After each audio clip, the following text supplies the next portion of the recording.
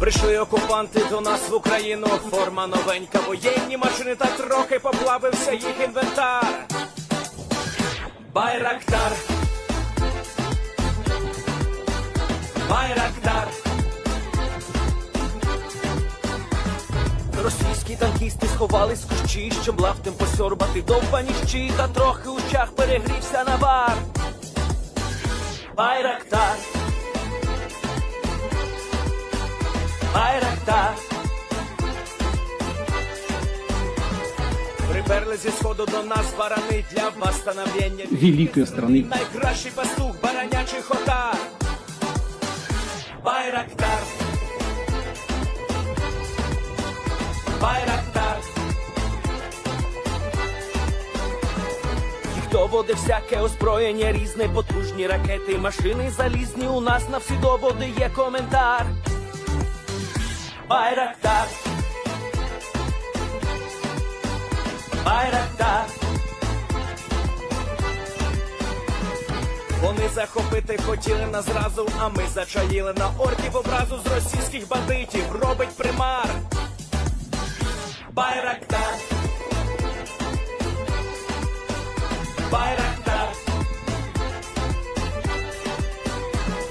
Російська поліція справи заводить, там вбивцю рашистів ніяк не знаходить. Хто винен, що в нашому полі глухар? Байрактар, Байрактар. Веде пропаганду кремлівський урод, слова пропаганди ковтає народ. Тепер нове слово знає цар.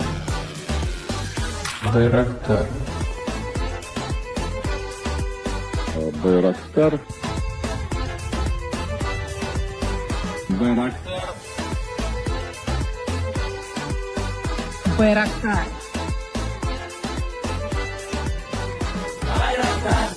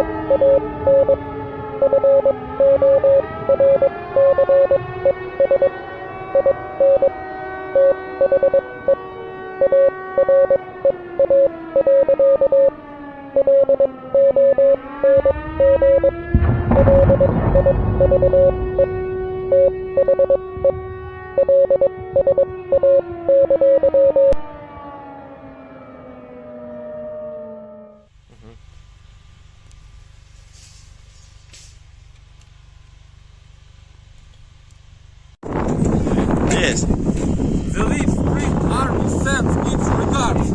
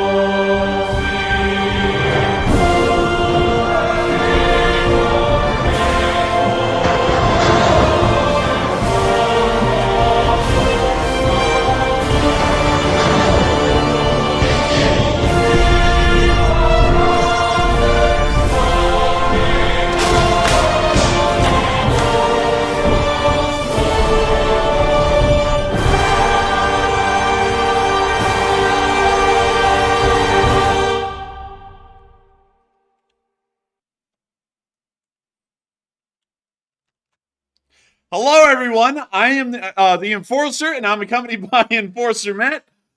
And good evening, folks, and I'm Enforcer Matt, and it's good to see you all once again on day 843 of the news. And as we're hearing today, the Russian forces are surrendering in Vovchansk, and everything is going according to plan. And it's good to see you all once again. And of course, we're going to be covering the past 24 hours of the news of the war in Ukraine, as we have gotten unbelievable news that half of a Russian battalion was surrounded in Vovchansk and surrendered today to the armed forces of Ukraine, the Ukrainian police forces, as well as the Ukrainian territorial defense forces that were conducting the counterattack inside of the city. This is absolutely major breaking news, as this is the largest mass surrender of Russian forces since the very beginning of the war. I am not kidding. Today is the biggest day that we have ever seen in a Russian mass surrender. It even nearly beats out the Azov mass surrender that occurred at the Azovstal during the Battle of Mariupol. But that is, of course, going to be the major news of the night, is the unbelievable, insane news with video footage to back it up that 400 Russian soldiers surrendered at the Vovchansk chemical plant today.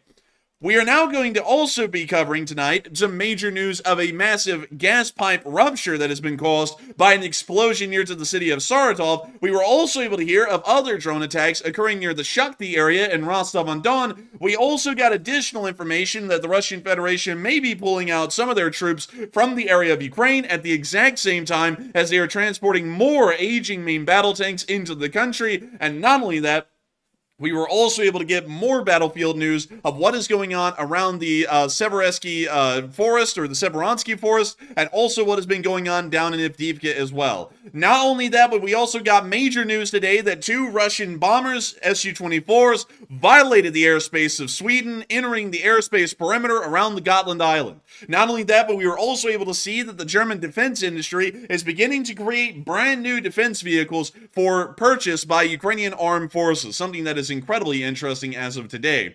But we have insane amounts of breaking news tonight, and honestly, the one main headline, Russian forces surrender in Vovchansk, is the biggest one of the night by far. It is something that I actually cannot believe, because a mass surrendering of this type has very rarely ever been seen in this war on either side. The only time that we have seen a mass surrender like this before in the war was when Ukrainian forces of the Azov Brigade surrendered inside of the Azovstal in the city of Mariupol, and that was the only mass surrender that we have seen in the entirety of this war. And that mass surrender happened on day 86 of the war, meaning that it was only 10% of the war's total length if we're speaking about today's terms.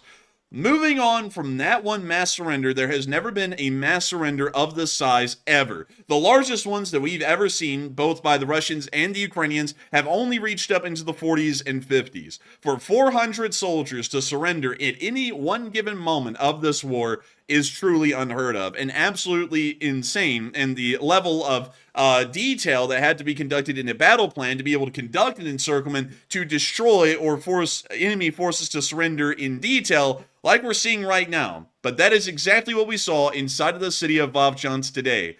We're going to be moving y'all into our first little bit of news, and I'm going to be trying to see here if I can show the 400 Russians that were encircled. This is a current picture of the map, and I'll be seeing if we can also show that here on our deep state map as well. The Russians have actually been encircled right here at the very edge of the Vovcha River, and I'll be showing y'all where this is inside the city of Vovchansk.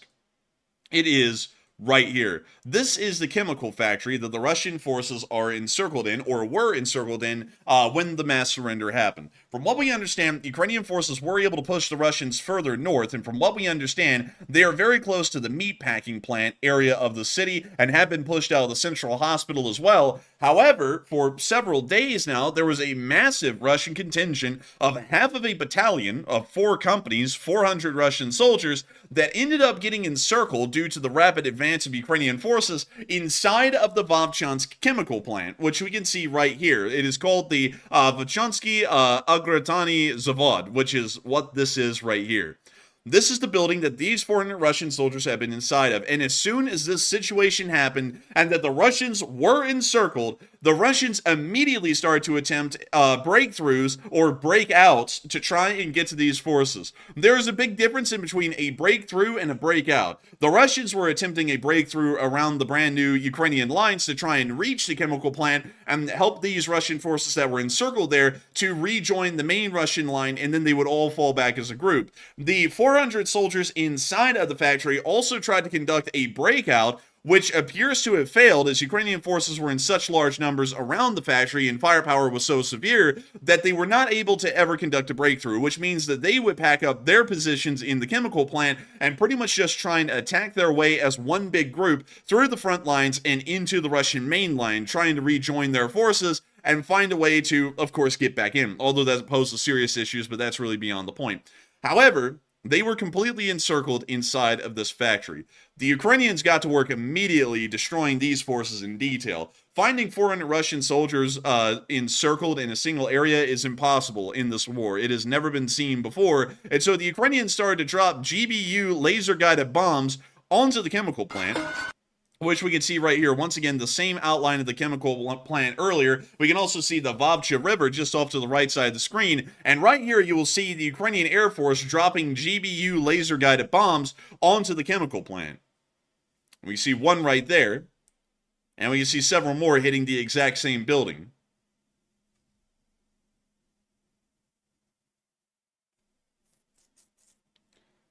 Of course, the damage being caused by Ukrainian fire on these Russian forces was becoming severe, and as the days passed, it was becoming very evident as well that Russian forces were not going to be able to attempt a successful breakthrough to relieve these forces stuck at the chemical plant, and the forces inside of the chemical plant were not able to conduct a breakout in trying to rejoin the main Russian force further north in the city, which led to the unbelievable, shocking news from today that Russian forces inside of this chemical plant surrendered. And we were able to get footage of the Ukrainians processing some of these prisoners in this clip right here. This is only showing... Man, this is probably the smartest thing the Russians have ever done, is when they realize, like, it's over, like, it's time to surrender, and they finally actually did it this time. And then not only did they surrendered in mass numbers as well. They did, and this is the largest numbers that we have ever seen. And sadly, we don't have any additional footage of any of the prisoners being taken, but we were able to get, according to Ukrainian sources, that it was a mass surrender. We were able to get that from loads of sources today, that all 400 soldiers inside of Vovchansk did surrender. And this is, of course, incredibly major news. We already know the force composition of the Russians in this area, and inside of Vovchansk, in particular, there are only about 3 battalions, meaning that there is about, at any given time, let me see here, it would be about 2,400 Russian soldiers inside of the city at any given moment. Considering that 400 of them are gone in a single moment, this is a major loss for the Russian Federation and probably a massive wake-up call. The Russian Federation is starting to realize that urban combat, especially with poorly trained and poorly coordinated forces that are poorly supplied, is allowing Ukrainian forces, to be quite honest, that are not that high quality from what we understand, because most of it is territorial defense forces. Some of it are more advanced forces, but then another equal part of them are just Ukrainian police forces that have been turned into paramilitary units. And these were the Ukrainian forces, as low quality as they were, that were able to conduct a successful head-on attack, a direct assault on the Russian lines, push them back, and not only that, do it at such a rapid speed that they actually encircled a massive Russian forces at the chemical plant. This is all giving us an idea that the Russian Federation may be out of action as far as urban warfare is going at this point. We are starting to get very clear indicators like this battle in this example here that is showing that there is just no ability within the Russian armed forces, due to the reasons I mentioned previously, to be able to conduct any kind of combat like this anymore. This may show us that Russian forces are so crippled within the city, considering the unbelievable losses they just took in one day, that they are now going to start being pushed all the way out of the city completely. We may also see that the Russian forces are heavily demoralized in this area, considering that they just lost half of a battalion, which is major, especially in this area of the front line with the amount of troop density that we know of inside of the city. Regardless of what is going to happen because of this, today's events were major. Today's events were actually historic, and this is something that usually we cannot say about prisoners being taken. Of course, prisoners being taken is absolutely wonderful, and at one point in the Zaporizhia front, we did see that 50 Russian prisoners were taken, but it was not exactly historical. Those numbers of prisoners aren't that major or that severe to really make a major deal about them and talk about the historical significance of it. But half of a battalion getting lost in a single day and surrendering en masse, that is massive, major historical news. There's only been one other time that we've seen this, and it was about the same number that surrendered during that moment, which was when the Azov Brigade, the remainder of the Azov inside the Azovstal, surrendered to the Russian forces in Mariupol. That was considered a massive propaganda victory by the Russian Federation when hundreds of Ukrainian soldiers began to file out of the Azovstal and to Russian forces that were right outside, I believe, in the area of the Kalmius River, right out here near this bridge. Considering the fact that that was considered major news at the time, this is even more major because this is now 843 days into the war. The Russian Federation is trying to make the claim that they are constantly winning and they're doing so well that they're wiping out Ukrainians left and right, and then they get encircled to the point that half a battalion of 400 soldiers surrenders in a single instant. That is not good at all, and is giving us a very good idea that this offensive, like we've been saying time and time again, has failed completely, and the roof is pretty much caved in on the Russian forces that are within this area. And so many people have been talking about the unbelievable news of this mass surrender that has happened inside of Vovchansk today. It honestly is unbelievable, and there's not really a lot more to say than the fact that the Ukrainians conducted an encirclement and the Russians surrendered en masse. That is really just the news of the day, and it's insane to hear something like that, especially on the scale. But a lot of people are believing, especially because of this, that the Kharkiv offensive has completely failed. The Russians clearly do not have any more momentum. They are losing massive amounts of soldiers, not just in wounded and killed, but now in surrendered as well.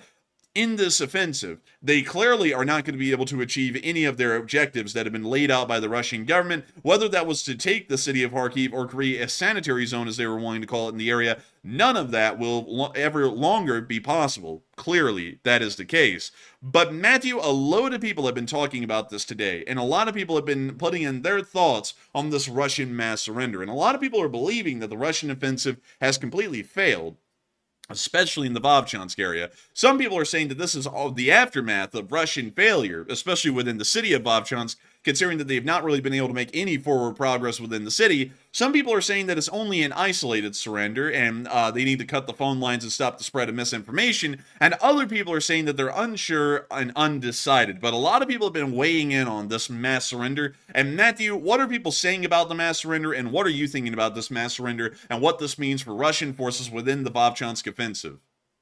All right, so after we've gotten the news today of that surrender in Vovchansk, which is a big propaganda blow for Russian troops, we asked, what are your thoughts? It looks like 61% said the Kharkiv offensive has failed in its entirety, while 20% said it's simply the aftermath of a already previous Russian failure, and 13% said it's only an isolated surrender.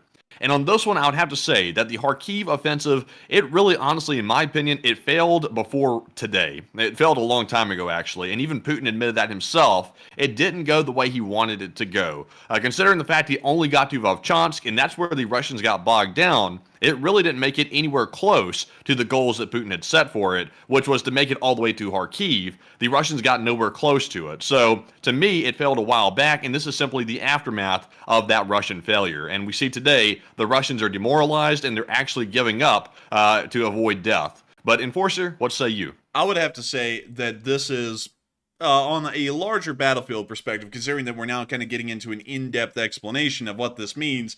This is a very severe thing for the Russian army inside of this area, and it is showing that this offensive has completely failed. Now, let's go through the explanation as to why that's the case. So, if we're talking about the regimental level, which is what the area of Vovchansk would be more so than anything, it's made up of several battalions, and several battalions, I believe it's about 4 battalions, will make up a regiment. So there was about an entire Russian regiment that was in the city of Vovchansk fighting at a single time. And we're going to say that there are 3 battalions inside the city, because according to our prior information, that seems to be an accurate number. That means that at the most, considering that every single battalion at full strength entering the battle would have had around 800 troops each, that means that they had about 2,400 Russian soldiers that entered the Battle of Vovchansk with those 3 battalions, or really that regiment as a whole.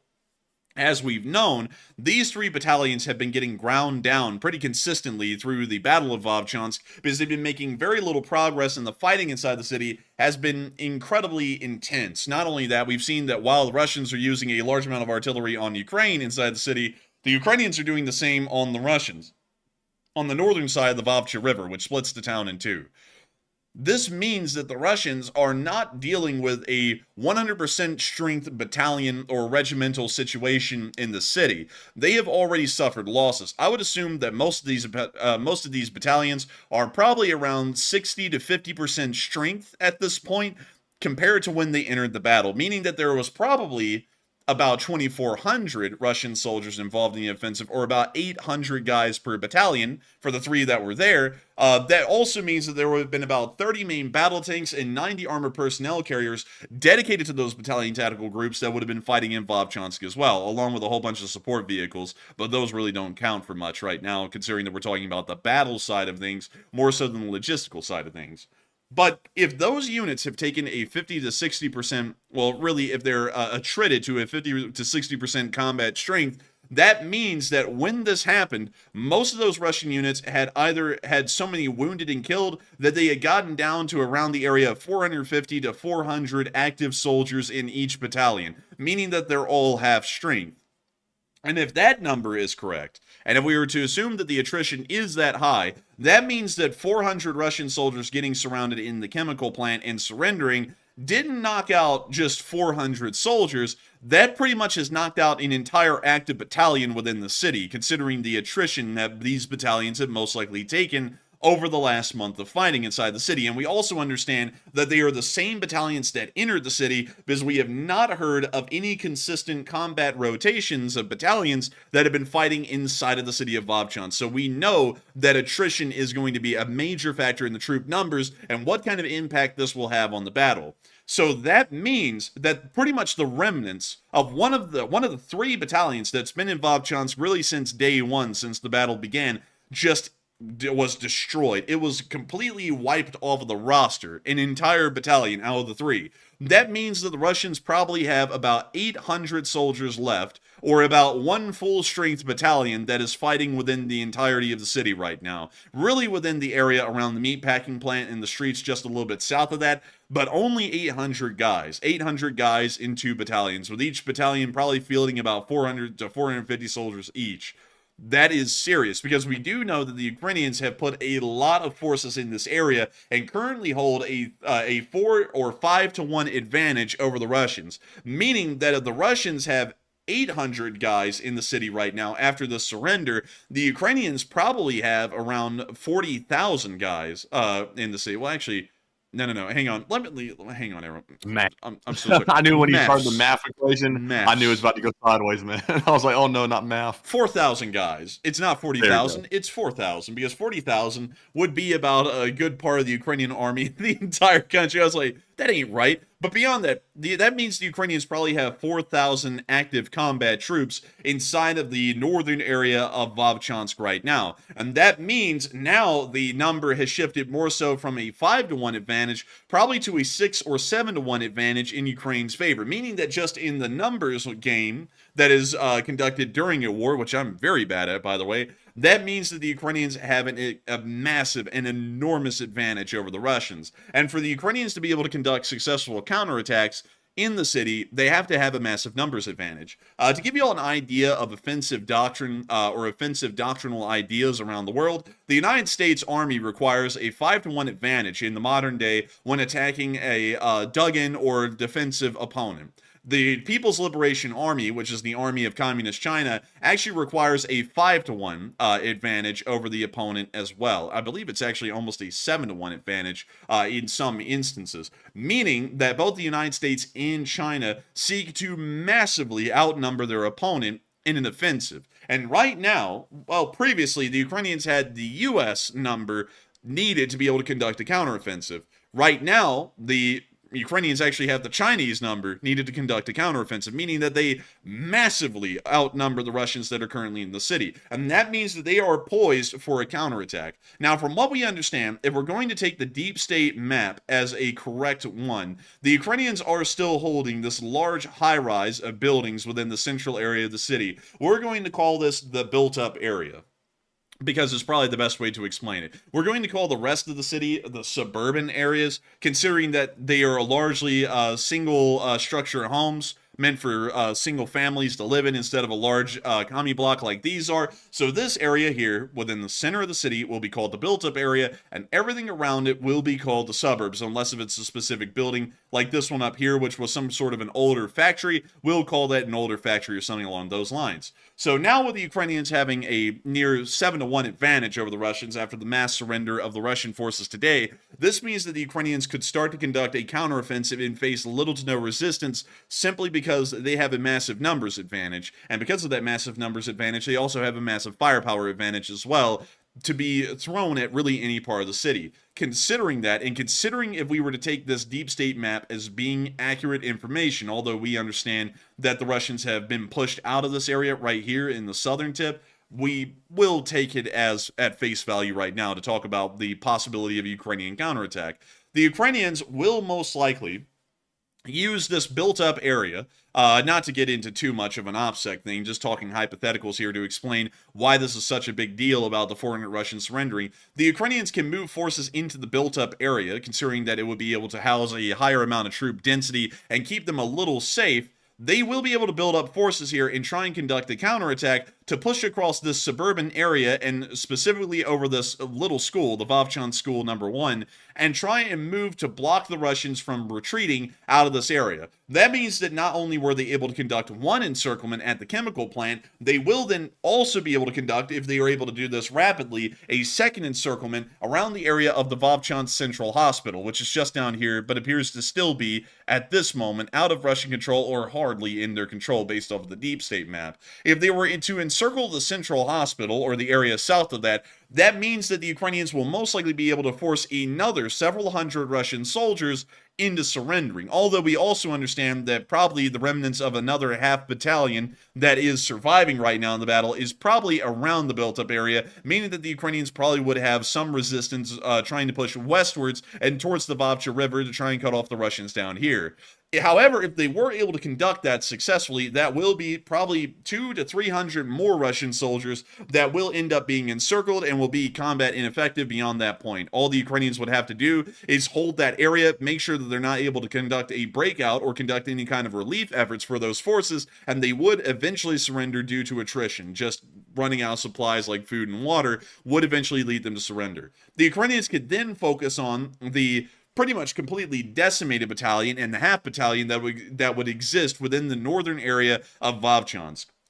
At that point, the Ukrainians probably would have an 8-1 advantage if the Russians have not moved any reserves into the area, which would be a little unlikely, but let's suppose that they would not move reinforcements into the area. They then have complete control over the major built-up areas of the city, really 2/3 of the city, and really the majority of everything north of the Vovcha River, meaning that they would be able to start moving towards setting up anti-tank missile units or anti-tank guided missile units within this specific building here, and stopping any kind of Russian motorized activity within these larger fields, meaning that all Russian armored and really motorized activity going in and out of the remaining part in control of Vovchansk would be through this specific road, which could be targeted by Ukrainian artillery and Ukrainian drone forces, completely wiping out any ability for the Russians to reinforce successfully, and not only that, causing withering losses on the Russians, most likely also attriting the remaining forces within the northern area of Vovchansk, meaning that the Battle of Vovchansk could be won quite easily, not by directly fighting the Russian Federation,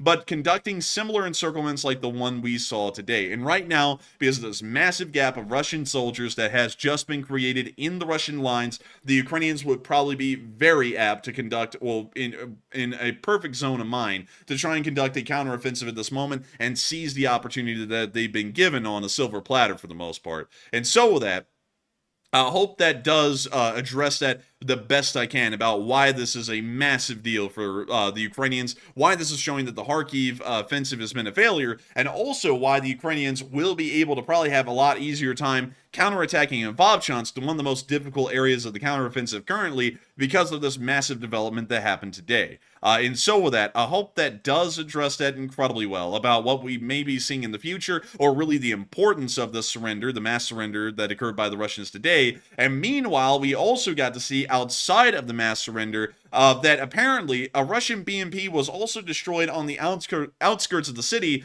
by Ukrainian Marines, which have been moved into the area. A part of the Ukrainian 36 Marines has moved into this area. We still understand that most of this unit is currently in the area of Kherson, and a part of Magyar's Birds also moved with this unit, considering that Magyar's Birds is attached to this brigade, I believe, as a battalion-sized force. But we see that BMP has been hit, and it's boining. It's on fire. We even have the static effect in the video to give you that whole, like, effect of the thing. Man, they got that whole of fire approach right here. The best approach. The best, indeed. And with that, that's the end of that clip. And moving on from that, and a little behind the lines, we also got to see that Ukrainian FPV drones, like I was saying a moment ago, are already wreaking havoc. But before the Russians can even make it into Vovchansk, this video was taken somewhere in the city of Shebekino, which is a few miles away from the Russian border, and was held for a while by the Free Russian Army. But we got to see a Russian civilian pulled over on the road and filmed a Ukrainian FPV drone knocking out a Russian supply truck before it even made it into Ukraine to reinforce the Russians that were there. Дрон. Мы сейчас в Головчино находимся. There's the drone. Сука, ебаный разведчик. Пидорас, блядь. Ебаный. Вот он. Did he just call the drone a bitch? Сука. I think so. Yeah, he did. Damn. She said, Вот он, suka. сучара. Разведывает. Кто куда убегает, Oh. вон. Все убегают люди. Oh dear. Все, кто куда бегут. Вон он, сука, полетел. Пошел, сука. Машина. Бам. Oh! Уебал военных пацанов, он, блядь. Right on the supply Сука, truck. пидорас No collateral. ебаный, блядь. Надо подъехать к пацанам. Пацанам подъедем, поможем, блядь. Чтобы живые были. Поехали. Сука, уебок ебаный. Сука, блядь, пизде. Да, может, эта дороги-то летает, а хуй его знает, сейчас полетим. Но вроде второго не видно нихуя, мужики. Вот, только что, блядь, пацана пролетела. I like how they just start driving again, like, oh, it's fine. Yeah, also, I like how the Russian supply trucks are no longer Urals or Kamazes or anything. It's almost all Buhankas. Like, it's just an endless number of Buhankas at this Да, они все point. выскочили, да? Ага, вот он, блядь. Вот он, сука. Они выскочили, пацаны. Говорит, пацаны выскочили, успели. Ага, вот они, пацаны. Dang, man, he didn't even show the damage. Молодцы, пацаны. Yeah, what the hell? Короче, мужики похуярили мы дальше, ну в пизду тут, блядь. Опасно это. I figured it got pretty messed up, though. That was a good hit. Oh, that was a solid hit. Right on the tarpaulin cover of the back of that Buhanka. That thing was screwed. And with that, that's the end of the clip, but still showing the massive impact the Ukrainian drone forces are currently having on Russian logistics in this area. And according to some pro-Russian sources, they are saying that anti-drone efforts in this area are next to impossible, and we are seeing that apparently Ukrainian drones are actually destroying most Russian supplies before they even make it to the frontline forces, once again greatly decreasing the combat effectiveness of the remaining forces that are within Vovchansk and within the surrounding areas, including Worm Forest over here near Buhrovatka. And speaking of Worm Forest, we actually got to see that there were some operations in Worm Forest today by none other than Magyar. And so here is the clip. Ранку доброго праведним людям. Похмура ранкова суботня погода на Харківщині. Чудова нагода для пілотів FPV птахів Мадяра навідатися до хробачого лісу, до самих його нутрощів. Уважно, он затаївся хробак мумія. Застосовуючи таємну технологію виявлення хробаків на сморід, на запах якось язик не повертається назвати, кошик наповнюється запчастинами від лад. Мова, звісно, про лади білого кольору. Чао, хробачо. Автосалон цього шматка хробачого лісу вже досить наповнений. Але до повного розпродажу ще далеко. Час є. Метр за метром. І то є хробачий жах. Кропітка робота. Коперфільда дивилися? Так ось він тут. Бум. Впав. Встань і працюй. Кругом сморідом тхне.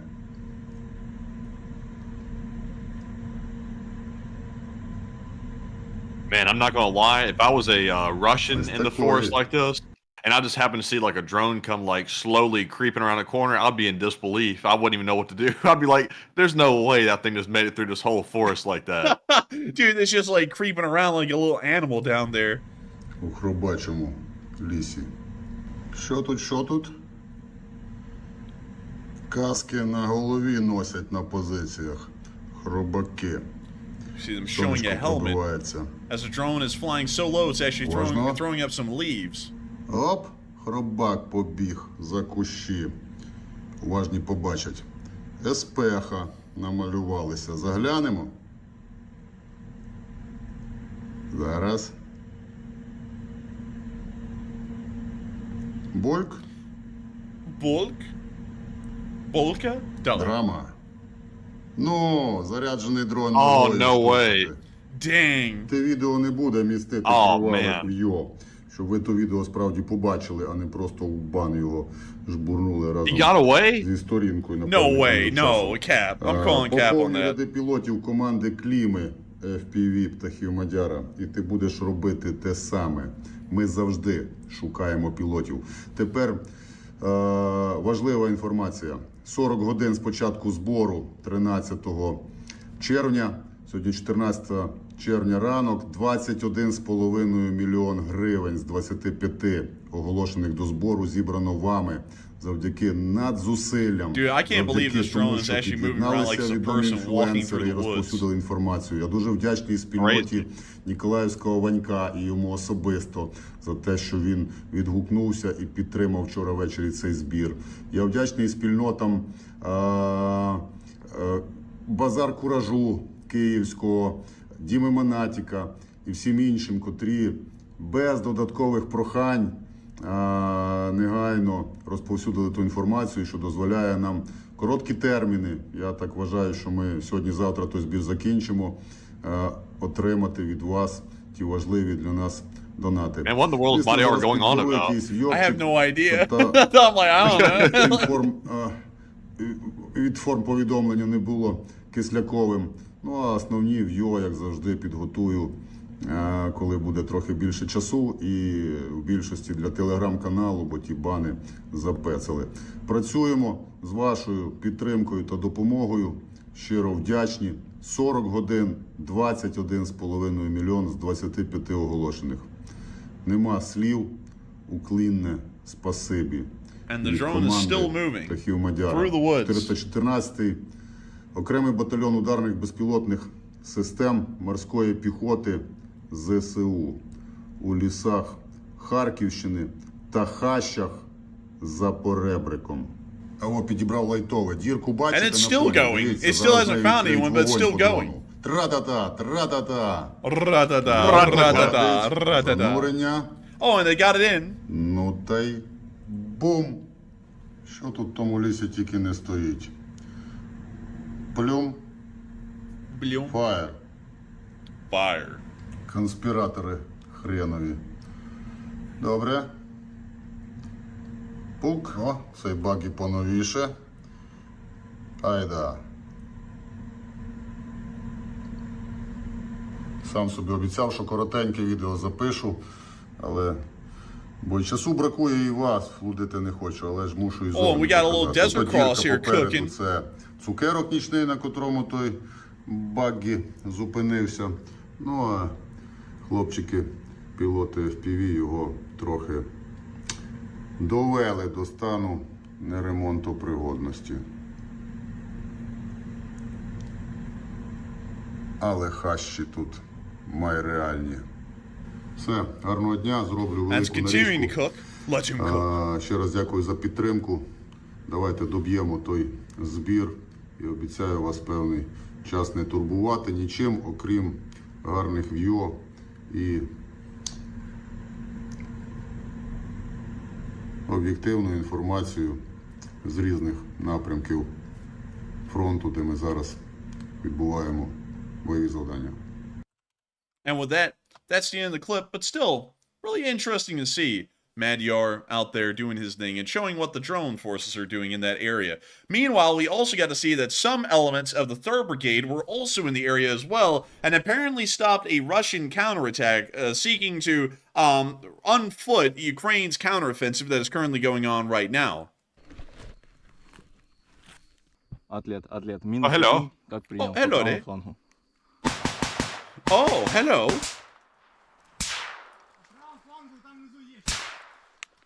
Атлет. Внимание, правый фланг.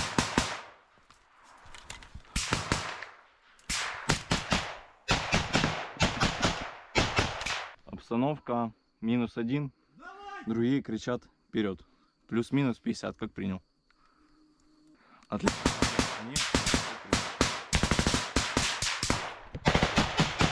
They're laying down some heat. Also, thank you for pointing out Link's Jesla. I already got him. Уситили.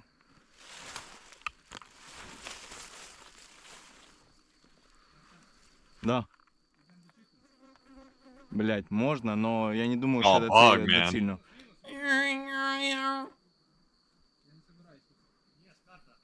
Плюс стоим, ждем прикрытия от своих. Голоса пидоров 12. Час, правая часть посадки. У них, скорее всего, есть 300. Они отходят. Плюс принял, передал, сейчас птичку должны поднимать, будьте внимательны, Плюс. По ним, я так понимаю, наша МК работает. Слышим, как кряхтят там 300-е.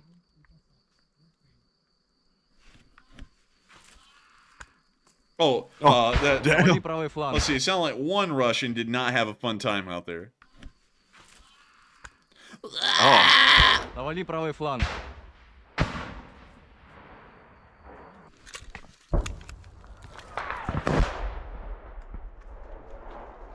Уточнено, де мертвий підер, ми до нього добратися не дуже зможемо, як прийняв. Плюс принял. Давай. Давай.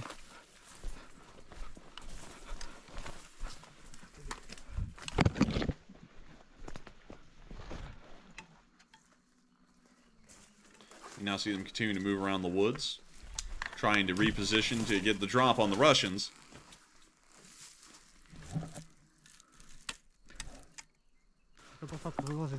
Ну да, вообще. Кто там? О, hi. How are you? I'm good, how are you? Антидрон пидорский. Just a cordial discussion in the middle of the battle. Dude, someone came up and he just went, "Hi, how are you?" It's like, wow, okay, I didn't know the guy could speak English. Кто там? О, hi. How are you? We take антидрон пидорский and AK пидорский. Yeah, I saw that. Good work.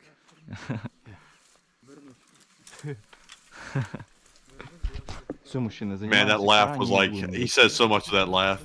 He said, oh yeah, what we just took it out. He said, uh-huh. He said, where were you? In that laugh. But with that, that's the end of the clip. And that was the actions of the 3rd Brigade today in that counterattack. Very calm and collected and very professional. I would give them a 5-star on Yelp. But with that, that is all of the news that we got from the Vovchansk area today, but still showing incredible news and incredible efforts by the Ukrainian forces that are conducting these actions in this area. And once again, showing a massive shift in momentum, especially into the Ukrainian armed forces' favor.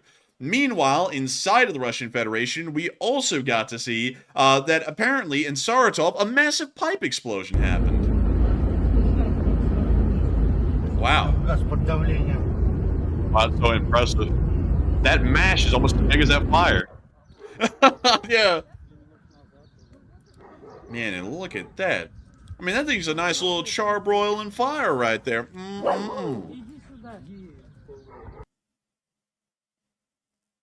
That's terrible. All the Russian gas going down the drain like that. Russia's having such a hard time. I wonder if Gazprom's going to like that with their pocketbook.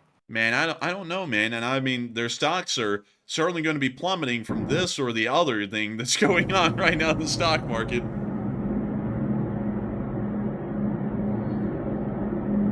Wowzers.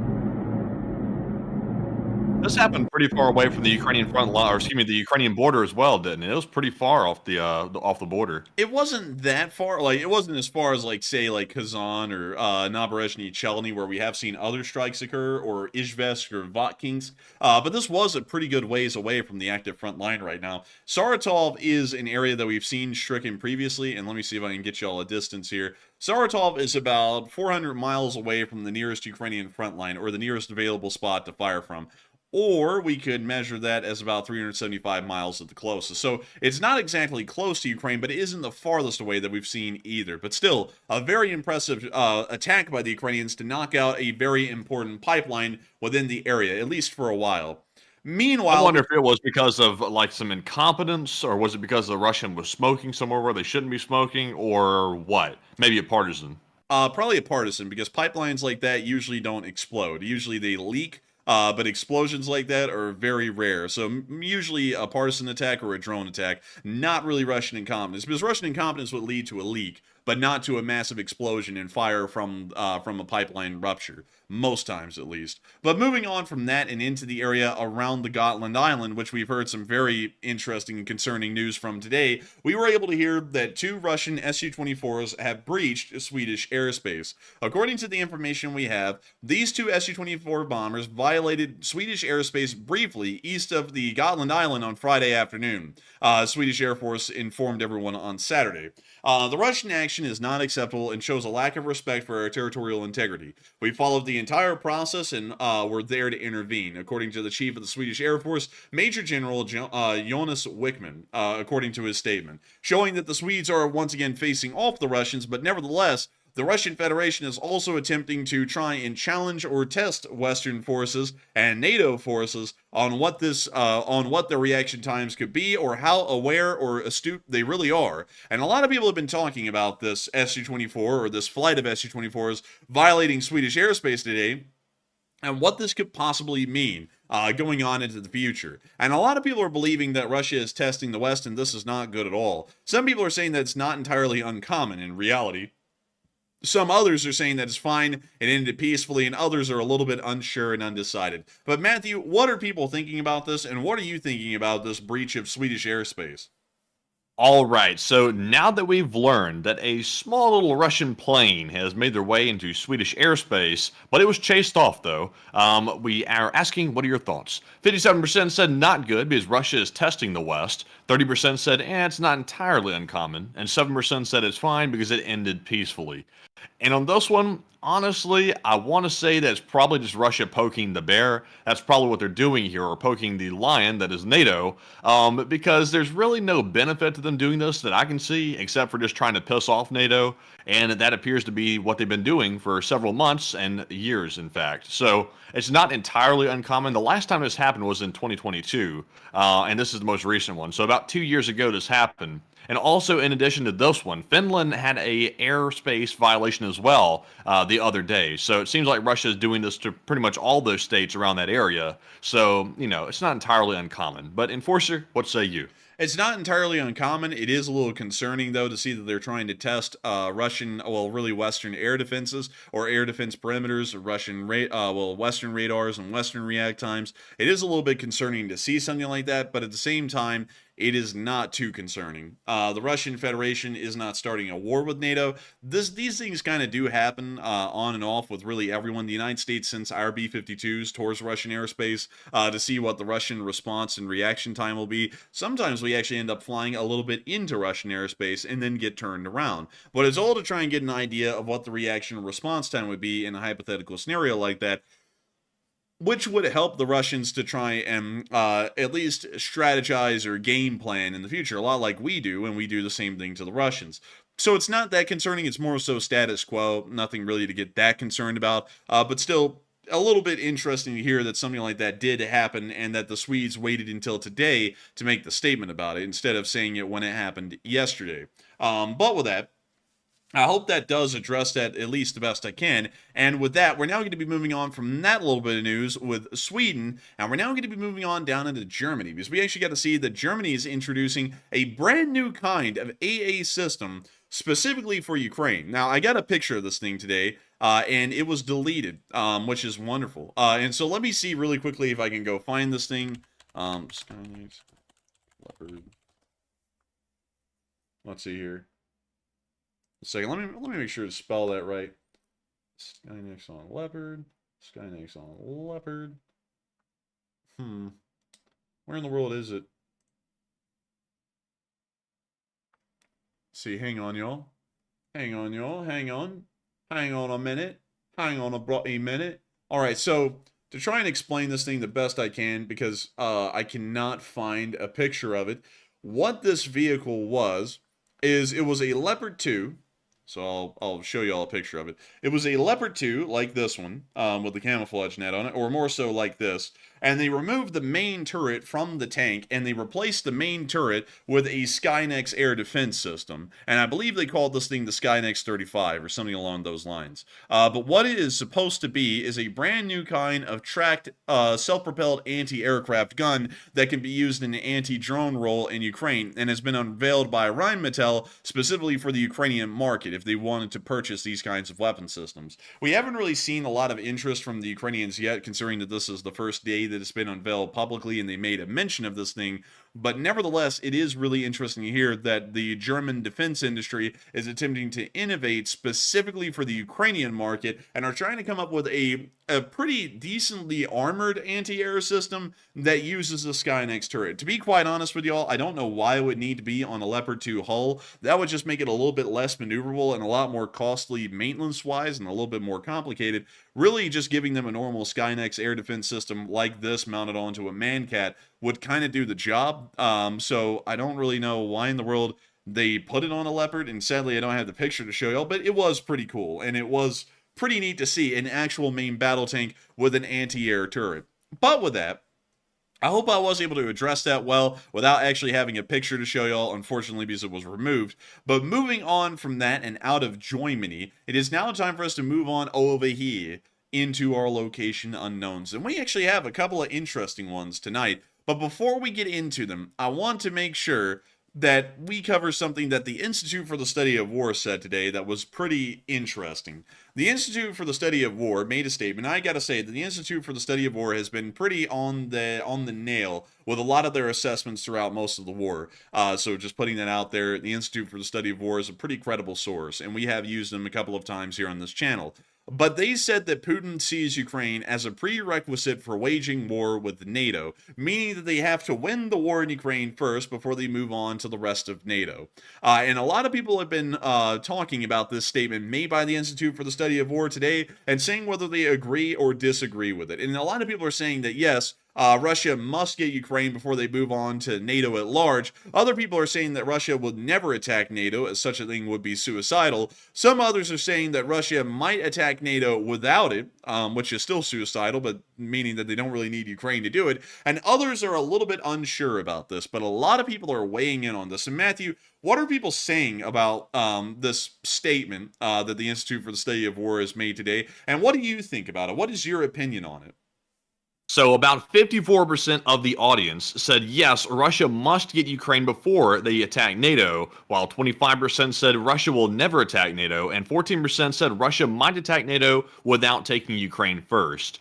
And I agree with the enforcer. The ISW is typically very on point with their analysis, and I've rarely seen anything that they put out that I disagree with. However, on this one, I'm going to have to disagree just a little bit. I don't think Putin sees Ukraine as a prerequisite. I think he sees it as a preference. He would prefer to take Ukraine first because, of course, that would embolden the Russians, knowing that they have a huge victory, that they took the entire country. So while he would like to have Ukraine, in my opinion, it's not required before attacking NATO, because right now Russia is like right there on the boundary of trying to do something extreme to NATO, but they're not willing to cross that line just yet. But we're not really sure when Putin might get to the point where he's like, okay, it's time to actually do something and just take the risk. In my opinion, I don't think he needs Ukraine to do that, and we'll have to wait and see because only time will tell. But that's just my take on it. But Enforcer, what say you? In my opinion, and I do have to say this, the Institute for the Study of War does an absolutely incredible job with putting out very factual information, having very on-point analysis. However, on this one instance, I would have to disagree. And I mean that in the most respectful terms, because if there was any group that I would like to make sure that this channel stays on good terms with, it would be the Institute for the Study of War. I respect their work greatly, and they have been pretty on the nail about a lot of what they've said throughout the course of the war. However, I do not see this being a factual statement. Oh, well, not really a factual statement, but a correct statement to make. It doesn't really, like, let's just say Russia wins the war. Let's say that Russia won the war from the outset, like their original timetable. Within a few weeks, Ukraine was theirs completely, and the war was over in just a few weeks in 2022. They would have never moved on to NATO. The reason why they would have never moved on to NATO, in my opinion, is because the Russian Federation is at a severe military disadvantage compared to Western nations. It is a known disadvantage. It's not only something that the West says in comparison to the Russians, it is something that Putin has said himself multiple times, including a very famous statement that he made in 2015, where he said that the Russian army would never be able to beat the collective West, meaning NATO, and that's why Russia relies so heavily on its nuclear firepower, because there is never a way for them to actually fight NATO. Fighting NATO would be an immediate loss. The Russians know that right now, and the Russians know that if they ever even attempted that, even especially now, after the war in Ukraine has been going on for 843 days, they would be in a position to lose completely. There would be no victory to be had. There wouldn't even be a sliver of victory. There would be no point in trying, as it's too strong of an alliance militarily to be able to conduct something like that. So going off of that, I would have to say he does not really see this as a prerequisite for attacking the rest of NATO. Maybe in a hypothetical scenario, it could be a prerequisite, but still, even if it was, it would never be followed through on. Because one thing that a lot of people always forget, and I don't know why this is the case when it comes to Western versus Russian decision-making, is that Russia is not the only country on Earth that has nuclear weapons. The United Kingdom, France, and the United States all have nuclear weapons and are all members of the North Atlantic Treaty Organization, meaning that NATO has 3 nuclear-armed powers compared to the Russian Federation, which is a single one. And right now, considering that the Russian and American nuclear arsenals are fairly similar to each other, the British and the French are just icing on the cake and are making sure that we have a much larger number of both tactical and strategic nuclear weapons to use on the Russian Federation in response.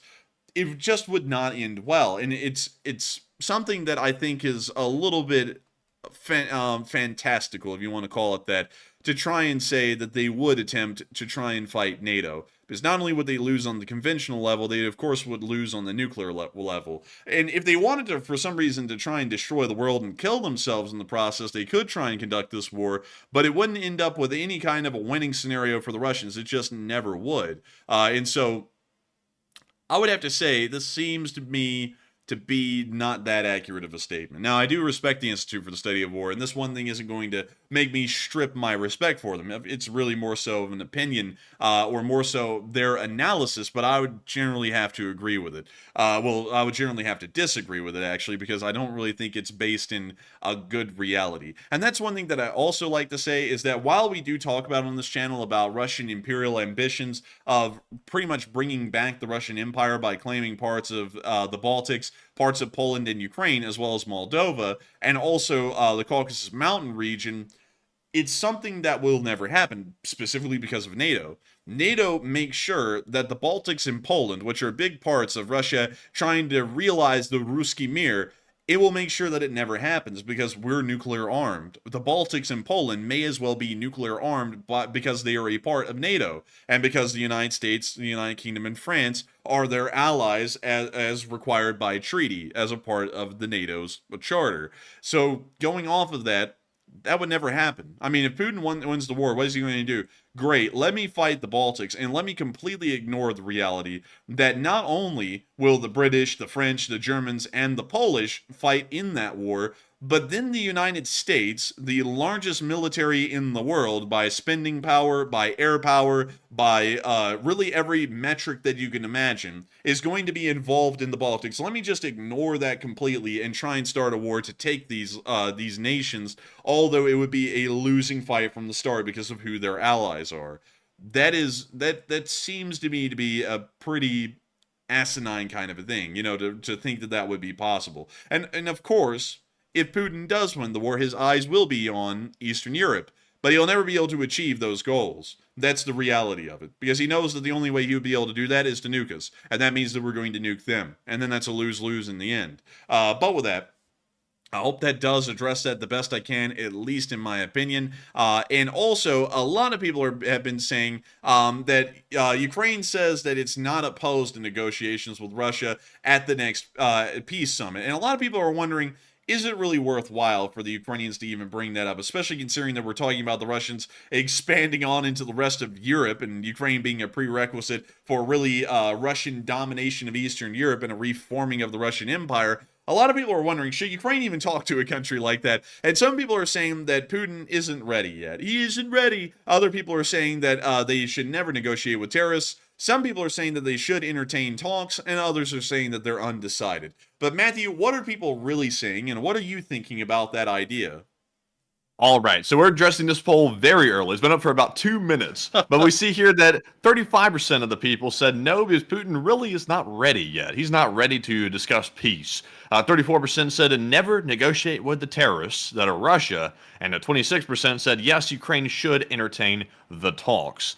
So on this one, I find it kind of interesting because Ukraine the first time, which right now they're holding quote unquote peace talks, but Russia was not invited to the peace talks, which is kind of weird. It's really not peace talks. It's more like a summit to get support for Ukraine. That would be the more appropriate word for it. But they are saying, Ukraine's saying that they're not opposed to discussing this with Russia to end the thing next time. I'm not sure what has prompted that change because Russia is still putting out these weird, peace formulas, which include them keeping a huge chunk of Ukraine and not really pulling out any troops. So that to me does not sound like goodwill and good faith negotiations. That sounds like the enforcer said the other night, it sounds like a term for a conditional surrender, which is something Ukraine should never entertain. So on this one, I'm going to say that Ukraine could probably entertain the talks, but it's probably not going to go anywhere. They should go into the talks knowing that's probably going to be a dead end, but at least hear out what the Russians are going to say. And if it's something crazy, then just get up and walk. But Enforcer, what say you? I would have to say, I'm not an opponent to peace talks, me personally, but those peace talks cannot come with insane requirements to even get to the negotiating table. Like Ukrainian forces have to immediately withdraw from Zaporizhia, Kherson, and not only that, they also have to withdraw from Donetsk and Luhansk entirely and give up those areas for a peace talk to even begin. That would be absolutely insane to try and begin a peace talk under those kinds of requirements. So I'm not for peace talks that are absolutely stupid. I'm for peace talks that have good reason behind them. And of course, some people are saying that peace talks are for propaganda, and not really, not necessarily so. Because peace talks should be something that you're always attempting in the background while a war is going on, because you don't really want to really screw yourself down to the idea of this war must go on until total victory. There may be a victory to be had without having to get a complete and total victory, which is one that Ukraine may be able to achieve. Because to be quite honest with y'all, Ukraine could achieve a total victory, not just for Ukraine, but for the West, if they regain Zaporizhia and Crimea. Well, really, Zaporizhia, Kherson, and Crimea, and if they gave away Donetsk and Luhansk. Now, a lot of people are saying that all of Ukraine is Ukraine's land, and it is, and they should be attempting to get all of that back. But if there ever had to be a compromise for some reason, like, for example, even with overwhelming Western support, Ukraine really couldn't financially support this war that long. The Russians would collapse and the Ukrainians would win, but the Ukrainians would collapse not that long after the war. Then they might want to look into an avenue like that. Not that the United States would be a big fan of that, but the United States would largely be, to be quite honest, indifferent on that level, because all we really care about is the Ukrainians re-securing control over Crimea. That's really about it. Anything else is a little bit in the periphery as long as Ukraine can get NATO and they get Crimea. And so that is something that the Ukrainians could possibly do. Although I will be entirely honest, I would still go for the 1991 borders. And I don't think that the Ukrainians should settle for less, because we do know that right now, and of course a lot of people are getting really, let's see here. A lot of people are saying, whoa, what do you mean? Like, what do you mean give away Donetsk and Luhansk? Listen, I'm just giving an option here. I'm not saying that that's what I would want to do. I'm just saying if things went this way, here's an option. And I have to remind everyone that whether you like an option or not, you have to be open to at least hearing the options and weighing them all. We're talking about this right now, at least as far as this poll is concerned, on an administrative or leadership level, meaning that this doesn't have to do with public rhetoric or talking points. We're talking more so about all of the options that are spread out in front of Ukraine and are available to them and available to us. What are those options? And some of those options would be to regain some of the territory, but give away some of it. So that way it's a bit of a compromise, and the Russians will step away from this war saying that they achieved something. Another thing that they could do is they could try and go for the 1991 borders, which means that you pretty much would have to achieve a total victory, meaning that the war will last longer and it will require even farther and more Western support to be able to do that, but it is doable. It's just that it'll take more time and a lot more money. There is another option which is on the table, which is that the Ukrainians could actually adhere to the Russian demands, withdraw from all of the oblasts that the Russians requested, then get to the peace talks and probably get screwed, which is, I believe, an option that is highly unfavorable. There's not even a silver lining to that one. So overall, I believe... real quick, one thing that I'm always curious about is me personally, just as an outsider, and of course I'm not a Ukrainian, and it really comes down to what Ukraine really wants.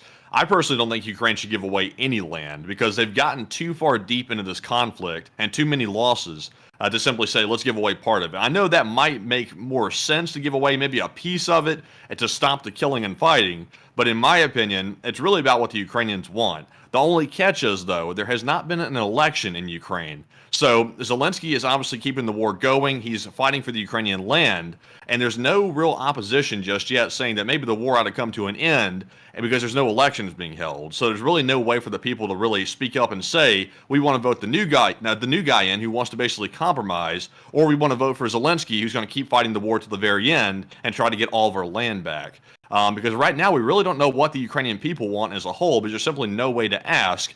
I would assume that they want all their land back, but then again, that will come at a cost. It'll come at a human cost and also a money cost. So, that's the thing that is unanswered to me, is what the people really want.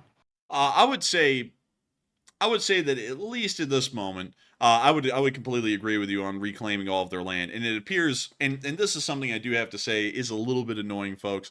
I'm only talking about the options. I'm not saying I like any of these options. I'm just laying them out. And then people want to make it sound like I'm trying to say that Ukraine should give up land. That's not what I'm saying. I'm just giving out options. I'm sorry that some people can't handle hearing options, but those are the options available. Whether they're good or bad, that's up to y'all. But that's the available options. Like I'm saying that a million times because you have options right now. All of y'all do. Like, for example, you can keep watching the show, which is a pretty good option. Or you can stop watching the show, which is a pretty bad option. Or you can watch the show and then open up something else on the second monitor and try and watch two of them at the same time, which isn't really a great option, but it's somewhere in the middle. And so just like y'all have options to do that, which are good, bad, and in the middle, Ukraine has options that are good, bad, and in the middle. And considering that we're talking about peace talks, I have to lay out the good, bad, and everything in the middle, because we're talking about an analysis, and I'm not trying to give you all absolute rhetoric all the time. Like, we're pro-Ukraine and pro-Western all the way, but when we're talking about something on a leadership level and talking about peace talks, you do have to talk about all of the available options that would be brought up in a peace talks. Otherwise, what the hell am I talking about? So going off of that, the best thing I would say, and considering, I'm going to be entirely honest here, looks like the chat's kind of devolved to the point I can't really even talk about it, so why not, Ukraine ought to absorb the Russians and make everything Ukraine. Russia becomes Eastern Ukraine, and the world will be a happy land. And so with that, I hope that does address that well, at least in my opinion. And with that, we're now going to be moving on into some questions, because we actually have a couple of interesting ones. So what do we got, Matthew? All right, so first up, moving on to our Super Chat segment here, our first one is going to go to Joseph Andronako, and thank you very much, Joseph, for that generous support as well, and helping to keep the channel running, and he put in that $50 donation. He said, may happiness return to one of our members, friend, after his loss. And yes, indeed, I do hope that BC Skyman. First of all, condolences to BC Skyman for the friend. I believe it was the wife of a friend had passed away during childbirth, I think. So hopefully BC, hopefully everybody's hanging in there with that. And my condolences. But Enforcer, what say you? And I would have to say I'm terribly sorry to hear that, BC Skyman. And I do have to say I hope everyone gives condolences and support to BC Skyman and his friends who has lost his wife today in childbirth, which is absolutely unfortunate to hear. And I absolutely hate to hear something like that. And I got to thank you so much once again for support and bringing that to everyone's attention, so that way everyone can give their condolences to BC Skyman, and BC Skyman can relay that to his friend who's had an unfortunate and terrible loss today. And from what I've understood, has left 4 children without a mother, which is terrible to hear. But with that, I thank you so much once again for support and bringing that to all of our attention. And it's very important to remember, everyone, that, at any given moment could just be the end. People can can have their lights out for any reason at any given moment. And it's always important to remember to cherish the people that are around you, because they may not be around that long. They may just get taken away for absolutely no reason, for really no rhyme or cause, because sometimes the world is unfair like that, and so you got to cherish it while it's at least fair a little bit. And so with that, I hope that does address that the best I can, at least as far as I can. And thank you once again for support and helping this channel to keep on running, because it is folks like you who support this channel massively and make this thing possible for us to be on air like nights like tonight. And so with that, we are on to the next one. All right, and our next one here is going to go to BC Skyman himself, who put in a $50 donation. And thank you, BC, very much also for helping to keep our work running. And BC says, praying for my other LSA friend for his loss. And goodness, apparently someone else had a loss as well. I didn't see which one that was, but condolences to them as well. But Enforcer, what say you? And I would have to say, I thank you for the support as well. That is, of course, terrible to hear on top of that, and I hate to hear about the loss. Terribly sorry about that. Still, let me make sure that I can read this one a little bit. And Matthew, can you give me the, let's see, praying for my other LSA friend for his, dang, I mean, a second one. Goodness, today's been a pretty rough day. And I got to say, I'm terribly sorry to hear that, BC Skyman.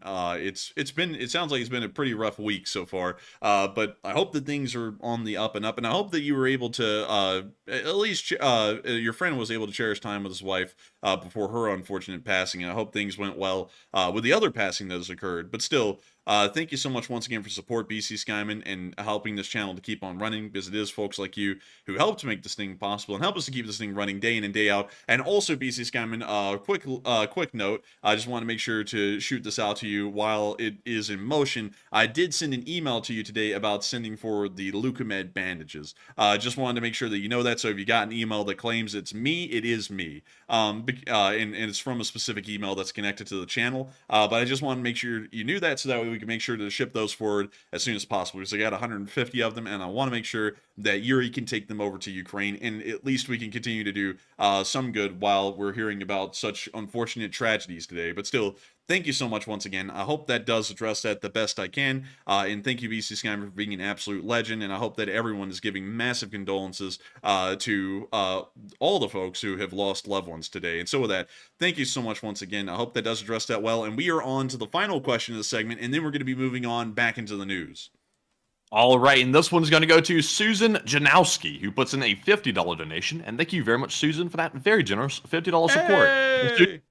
Best info around, and thank you.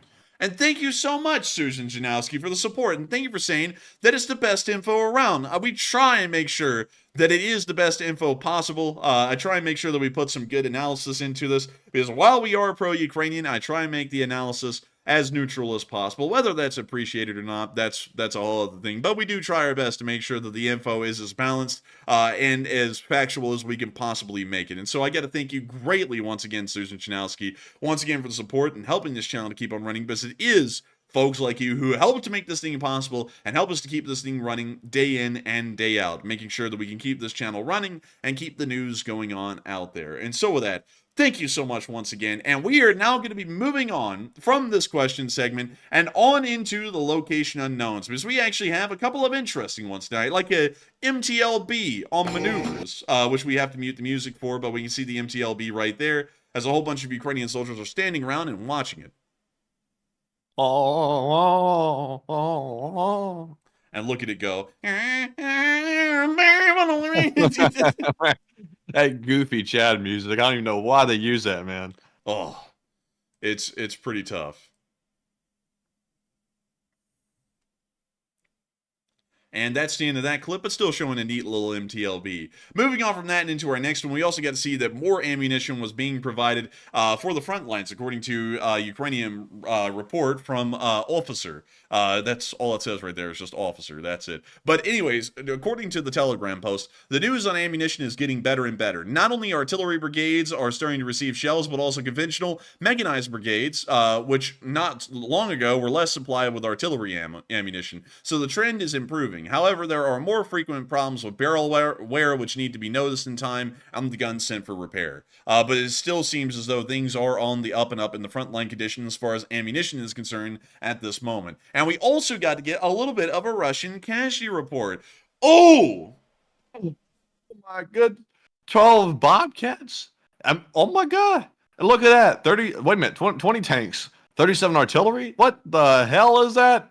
I mean, it's incredibly high, man. I mean, it's absolutely mental. But 1,090 Russian soldiers have been wounded and killed over the past 24 hours, along with 29 armored personnel carriers destroyed, 57 supply trucks knocked out, 20 main battle tanks destroyed, 37 artillery pieces, 51 drones, 2 MLRSs, 7 cruise missiles, 4 anti-aircraft warfare systems, and 12 Bobcat skid steers, which all in all, it looks like it was an impressively good day for the Ukrainian defense, and it looks like they're still inflicting incredibly high Russian casualties.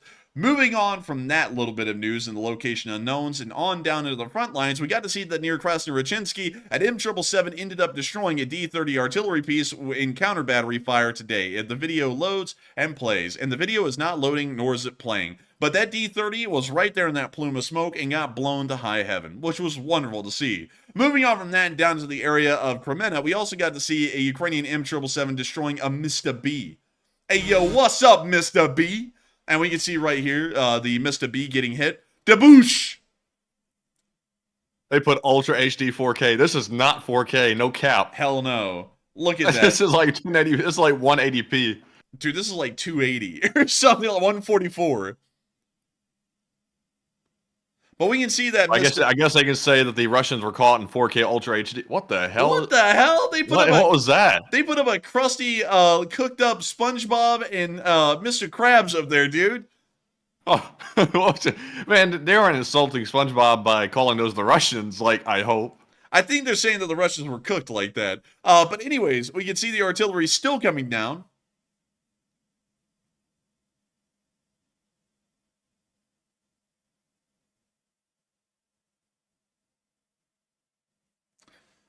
And the memes are something else. I've not really seen memes like this often.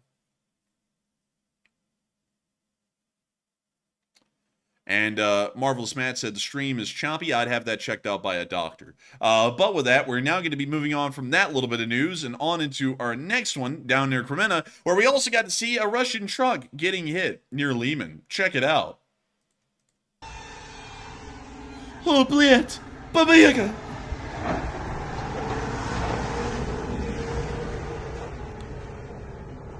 Сейчас догонит, сука.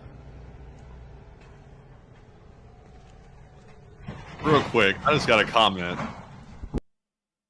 Yes. On all of these videos here that we see of the quote-unquote Russian context, and any of the Russians, why do they literally, if you really think about it, they say suka to everything? It's like, can you imagine just going around saying, you see like a car going down the street, bitch! And it's like, you see like a plane in the air, bitch! It's like, what the hell? It's like, do they not have like a vocabulary? It's like they say the B word for literally everything. Like, why would you even say that here? There's nothing happening. Man, they're like, oh man, bitch. I was driving down the road, bitch, and my bread was cooking, bitch, and I went home, bitch, and then I looked at my bitching. Man, you better stop. You're going to get age restricted. But anyways, getting back to the video. Oh!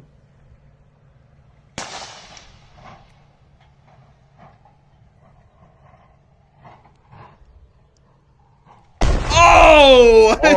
Oh! Bitch! Man, bitching! Oh. Bro, they hitting us with the Bohemian Rhapsody up in this house. Like, what the hell? So now the Ural is cooked. Oh, and it's popping off. Oh, it's just trucking along like a train. Dude, you know, whenever I think of when you say train, I always think of the Thomas the Tank Engine song that was put to rap music. It's like, I got 7 Mac 11s, about 8 38s, 9 10 Mac 10s. The shit's never in. You can't tuck my britches. You know, like I think of that, like, and that's what I'm thinking right now watching this clip. I wish we could play that, but it's copyrighted, funnily enough. But anyways, let's see here. You see that fella just turn around the camera so that way they can get some reaction. Dude, this guy is like every other YouTuber, bro. He got his reaction footage on film, dude. Like, dude, he needs like the shocked, like, soy jack face on a thumbnail, reacting to combat footage. He would be like half of the people in this category. But anyways. Russian man reacts and the face going, oh. Wait, hang on. Oh, dang. What? Wait, why is it freezing up? Are you freezing up on me? What's going on? Oh no, we can't get the reaction. Hang on. This clip is busted. Hang on. Let me go get the One second. Let me go pull this up off screen. So that way I can show it to all y'all. Oh, here we go. We need this. Oh, hang on. We need this right here to be in the thumbnail. Like, that man, he needs to put that in the thumbnail. Off to the side, no one even knows who the hell they are, but they always put themselves there just like that, and then put the most mundane picture up in the thumbnail, and that would be like half of everyone in like the war category. That really would be it, man. Like, I'm not lying, am I? No, you're not lying at all. Everybody in the category loves to put up like a picture of like a tank blowing up or something like that, and they'll put their hand in their mouth and go, "Oh my God, do you see this?" I was like, dude, that does not make me want to click on that. It looks like you're having a meltdown. Dude, look, it's Hot Dog Man right here. Oh my God, that's a violation. That's a violation. Oh my goodness. Oh, who the hell is that even supposed to be? That's supposed Andrew Tate. Yeah, that was supposed to be Andrew Tate, dude. Like, no, like, oh, that's like Hot Dog Man. Like, no joke.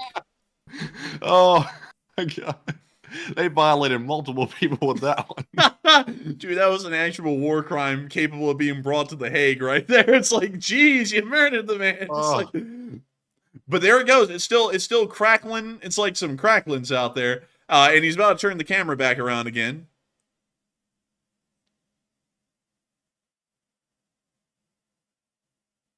And we can see it's still trucking along on fire.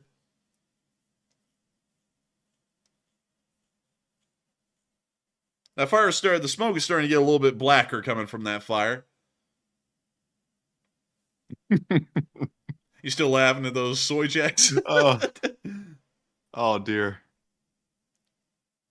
Oh man, and with that, that's the end of that clip. But very nice to see the Ukrainians knock out another Russian supply truck near to the area of the Kremina forest. Meanwhile, moving even further south, we got to see an AK-12 in service of the 4th Tank Brigade right here.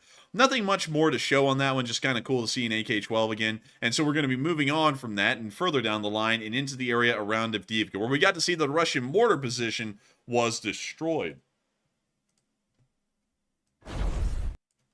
Dang, okay. Well, we can see their symbol popping up on screen. We now hear rock music playing in the background.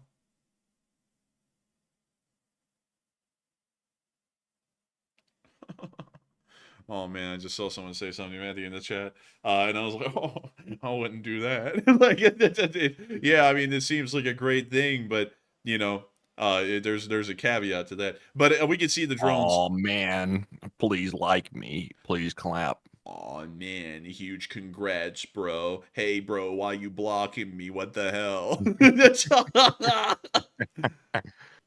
Screw that bastard. I'm gonna make a thumbnail with a clown nose.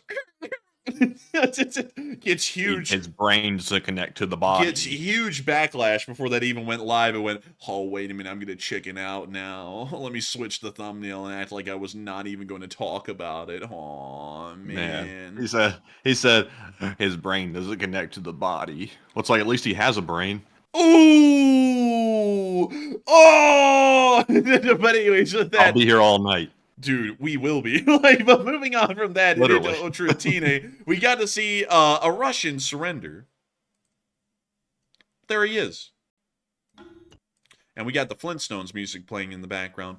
Flintstones, burn, meet the Flintstones, burn. But anyways, we can see him praying, please don't hurt me. He won't be hurt. He will surrender.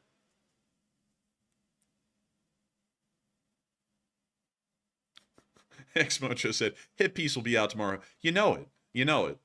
But because the channel is except the hit piece ain't hitting anymore, so can you even call it a hit piece? Yeah, you know what's funny is that he'll make a hit piece, but the thing is that he switched his tactics, because back in the day when we were a smaller channel, it used to be, oh, I'm going to totally destroy them. Now he plays the victim because we're such a large channel. He goes, look at this giant channel bullying me. It's like, it's either way, the hit piece will not hit. It will fall flat. It will be flatter. It will be flatter than that scalp. But moving on from that and on to our next clip, we got to see a disabled M2 Bradley that the Russians showed today. It appears to have largely been abandoned while Matthew was literally losing it. And we can see the damage. Oh, damn, that was such a... Oh, dear Lord. But we can see the damaged Bradley. Appears that the back of the roof was damaged. The crew does appear to have bailed out, though. Unfortunate to see the loss of a Bradley, but once again, vehicles like these will be lost here and there on the front lines. And so with that, that's the end of the clip. And moving on from that, and a little bit further down, we did get to see a whole load of Russian vehicles hitting mines to make up for that Bradley being lost. Boom, there goes one tank. Here comes another. And another. Oh! And another. Oh! And with that, Boom. That's the end of that clip. Nice to see the 47th Brigade showing off some Russian tanks getting blown up by the mines. And moving on from that and all the way down into Kherson, we also got to see way down here some Russian drones getting shot down by the 36 Marines.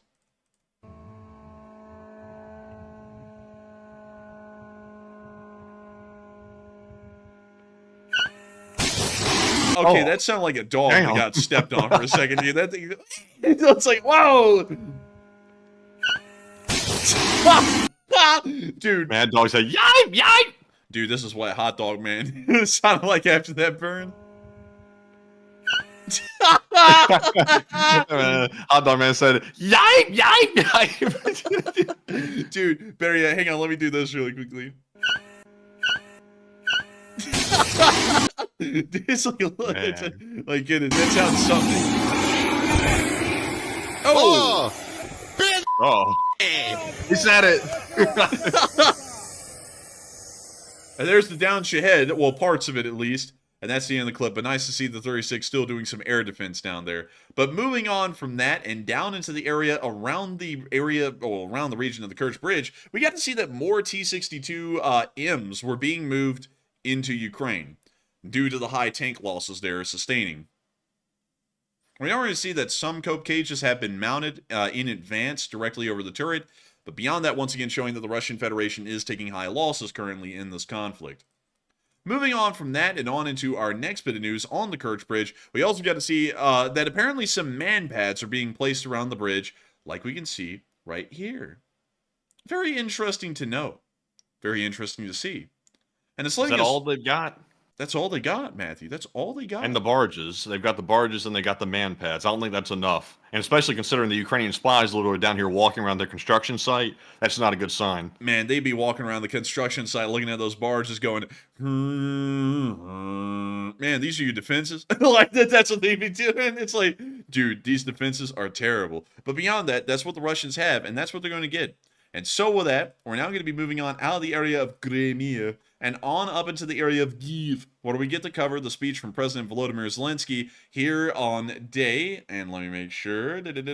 Oh, we actually have one for today! Can you believe it? I cannot believe it! Okay, so. Oh, and it starts off right at the beginning. It's juice! Oh! Okay, so hang on, y'all. Let me go get our English subtitles. I'm sure we're about to have some weirdness going on here, but let me get my English subtitles up on screen. There we go. And without further ado, here's a speech from President Volodymyr Zelenskyy on day 843 of the war. And so, here you go. Виступити з його промовою. Дякую дуже, пані президент. Дякую за ваші зусилля в організації цього саміту та наближення для нас справедливого миру. Пані та панове, сьогодні день тоді, коли світ наближає справедливий мир. Я дякую всім, хто так важко працював задля цього дня, всім лідерам, командам та радникам, всім державам. 101 держава та міжнародна організація сьогодні присутні на саміті, і це неймовірний успіх. Наш успіх, спільний успіх всіх тих, хто вірить у те, що об'єднаний світ, об'єднані нації сильніші, ніж будь-який агресор. Високоповажності, лідери та представники держав та міжнародних організацій. Кожен, хто тут сьогодні заради справедливого миру. Я радий вітати усіх на першому саміті миру, який може бути першим кроком до справедливого кінця війни Росії проти України.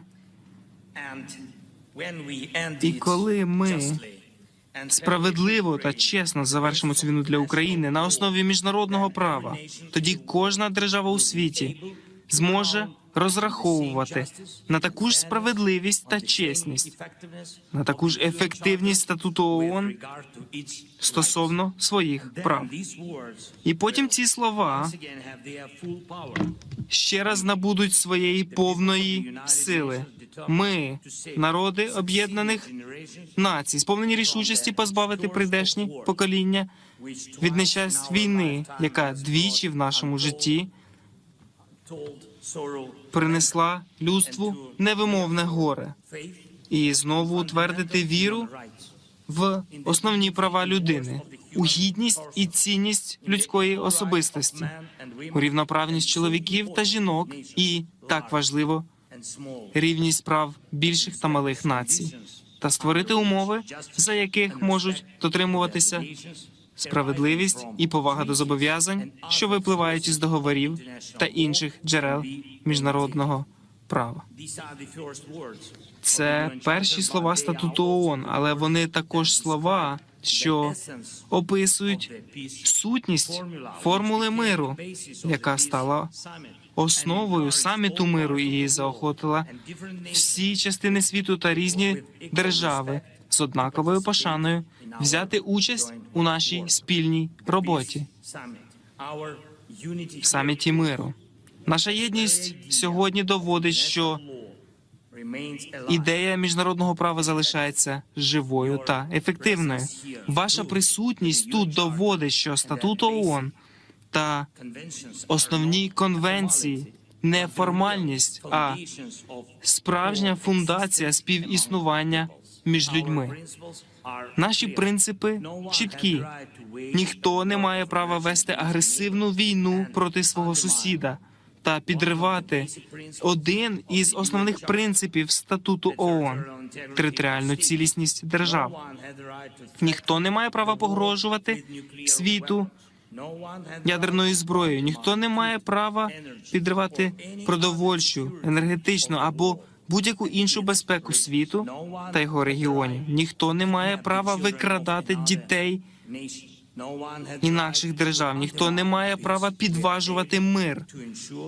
Ми можемо забезпечити ефективність таких принципів. Це глобально важливі принципи.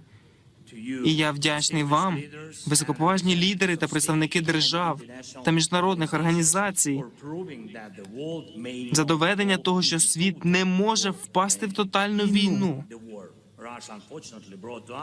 Війна, яку Росія, на жаль, принесла нам, до України, до наших домівок, до наших міст та сіл та сотень з них, які були, на жаль, повністю спалені російськими бомбами, артилерією та ракетами. Путін забрав життя тисяч наших людей. Чому? Тому що він хоче захопити сусідню країну. Я не бажаю цього нікому. Я щиро бажаю, щоб всі ви, всі народи світу, кожна дитина, кожна сім'я могли просто жити без війни. І я хочу цього для всіх українців, Україна має право на мир, так само, як і всі ви, пані та панове. Ми повинні зупинити цю війну. Спираючись на статут ООН, повагу до міжнародного права, справедливі інтереси українського народу та ідею незаперечної цінності людського життя, а не війни. Зараз ми сфокусуємося на 3 пунктах, як сказала пані президент, на тому, що є корисним для всіх у світі, без винятків. Перший пункт – це радіаційна та ядерна безпека. Другий – це продовольча безпека. Третій – звільнення полонених і депортованих осіб, дорослих та дітей, військових, цивільних, чиї життя були зламані війною. Ми сфокусуємося на цих першочергових пунктах формули миру. І у процесі роботи над ними ми можемо досягти угоди та створити план дій для кожного пункту формули миру. Тому цей інавгураційний саміт миру включає 3 панелі, на яких кожна країна, що бере участь у саміті, може показати своє лідерство. Формула миру є інклюзивною, і ми раді почути та працювати над усіма пропозиціями, всіма ідеями, над тим, що справді необхідно для миру та що є важливим для вас, дорогі друзі. Я закликаю всіх вас бути такими активними, як тільки можливо. Я пишаюся тим, що всі частини світу, всі континенти зараз представлені на саміті миру. Ми змогли уникнути однієї з найжахливіших речей, а саме поділу світу на супротивні блоки. Тут є представники з Латинської Америки, Африки, Європи, Близького Сходу, Азії, Тихоокеанського регіону, Північної Америки, релігійні лідери. 101 учасник. І ніхто не має привілею вирішувати за іншого. Це справжня багатополярність, коли кожен політичний полюс землі представлений і має свій вплив на вирішення глобально важливої проблеми. Ніхто не має сумнівів в тому, що глобальна більшість хоче гарантувати всі елементи безпеки, включно з ядерною та продовольчою безпекою. Більшість світу однозначно підтримує принцип територіальної цілісності держав, суверенітету націй та рівності взаємин між людьми. Світова більшість, безперечно, хоче жити без кривавих криз, депортацій та екоцидів. І тому кожна держава, яка не представлена сьогодні, та яка поділяє такі самі цінності статуту ООН у вчинках та словах, зможе доєднатися до нашої роботи на подальших етапах. Формула миру заохочує всі сили світу думати про завершення війни та запропонувати, яким чином її завершити. І тому сама ідея війни вже програла. Путін повинен перейти від мови ультиматумів до мови світової більшості, яка бажає справедливого миру. Високоповажні лідери та представники держав. Що, власне, може принести цей саміт? Перше – це довести, що повернення безпеки насправді можливе. Ми з вами напрацюємо кроки. По-друге, це надати реальний план, щоб кожен крок до миру працював. Від ядерної та продовольчої безпеки до звільнення полонених та депортованих осіб, до повного завершення війни без загрози її нового початку. Я вірю, що це можливо. Третє. Немає жодної потреби винаходити велосипед, коли статут ООН вже визначає підвалини миру та нормального співіснування народів. Нам просто потрібно повернутися до них. І для цією метою ми повинні вирішити, яким чином держави будуть співпрацювати, хто будуть співлідерами для того, щоб закріпити та виконати план дій. Це абсолютно зрозумілі та можливі цілі. Зараз тут немає Росії. Чому? Тому що якби Росія була зацікавлена в мирі, не було б війни. Ми повинні вирішувати разом, що означає справедливий мир для світу та яким чином він може бути досягнутий у справді тривалий спосіб. Статут ООН є основою для нас. А потім, коли план дій буде на столі, погоджений всіма та прозорий для народів, тоді його буде прокомуніковано представникам Росії. Таким чином, щоб на другому саміті миру ми могли зафіксувати реальний кінець війни. Зараз ми починаємо цей шлях. Разом ми повинні довести, що об'єднаний світ є світом миру. Світом, який знає, як правильно діяти. Дякую вам за увагу. Дякую вам за участь у саміті. Я сподіваюся на продуктивну спільну роботу. Звісно, разом. Ми всі потребуємо миру. Слава Україні! Slava. And with that, that is the end of the speech from President Volodymyr Zelenskyy here on day 843 of The Wire. And of course, it's going to be moving us on into the second segment of this stream, where we get to talk to all of y'all. And we get to talk to y'all about whatever y'all want to talk about. We get to do a hood review. Really, please, let's do a hood review. I beg of y'all. But beyond that, we could talk about history. We could talk about food. We could talk about geopolitics. Not the political side, just the geo side, like rocks. We could talk about China. We could talk about Taiwan. We could talk about Korea, or the two Koreas. We could talk about Japan. We could talk about Chris's mom. We could talk about Hot Dog Man. Anything and everything y'all want to talk about, it's in this segment, and it's going to be coming on around. But before we do that, I do have to thank everyone so much for joining us so far. There have been about 9.9 thousand people on here tonight at the peak, and overall, 63,000 people have watched this show so far by this point.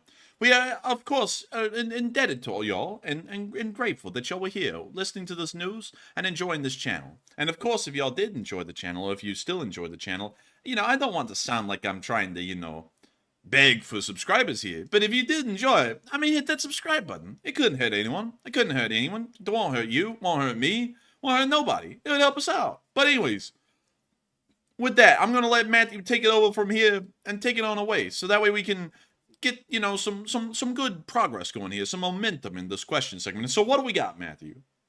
All right, so I'm going to take it away. And we're going into our Super Chat segment here because we're fresh out of poll questions. We're fresh out of polls. We do love the polls, though, but we're fresh out. But moving on to our first Super Chat, the last segment, this one goes to Ari Sawini, who puts in a $30 donation. And thank you very much to the Kiwi Wife and Finn for that generous support. And it said, for the Short Video Fund and LSA. And thank you so much, Ari Sawini, Kiwi Wife and Finn, for supporting this channel and supporting the Short War Summary Fund. We put so much freaking effort into those Short War summaries. I'll tell y'all something. It's pretty much a second job on top of this job of running the stream. And it shows, though. It really is something that is pretty impressive. Just to go over some of the numbers with y'all on recent videos. And let me make sure that the number for this one is accurate. Okay, so the one that came out today is at 204,000 views. 204,000 views as of right now. The one from yesterday is at 262,000. The one before that is 204,000. The one before that is 177. The one before that is 175. The one before that is 294,000 views. The one before that was 145,000. The one before that was 243,000. The one before that one even was 270,000. And those are just the ones that have been put out since the 8th of June. So for about an entire week now, all of our videos have been getting over 150,000 views, and a lot of them get really close or above 250,000 views, which is more views than this channel has subscribers. It is really crazy to see that, and really to see the kind of reach that our videos have, really more so than our live streams. And that's what's wild, is that this live stream is the largest one in the Ukraine Wars segment that runs every day of the week except for Monday, really weekly. It's the biggest one by far. We are up there in the top 100 charts in America every single day of the week at this point. Somewhere in that chart. Either we'll be on the low end or we'll be near the middle range, but we're always on the charts.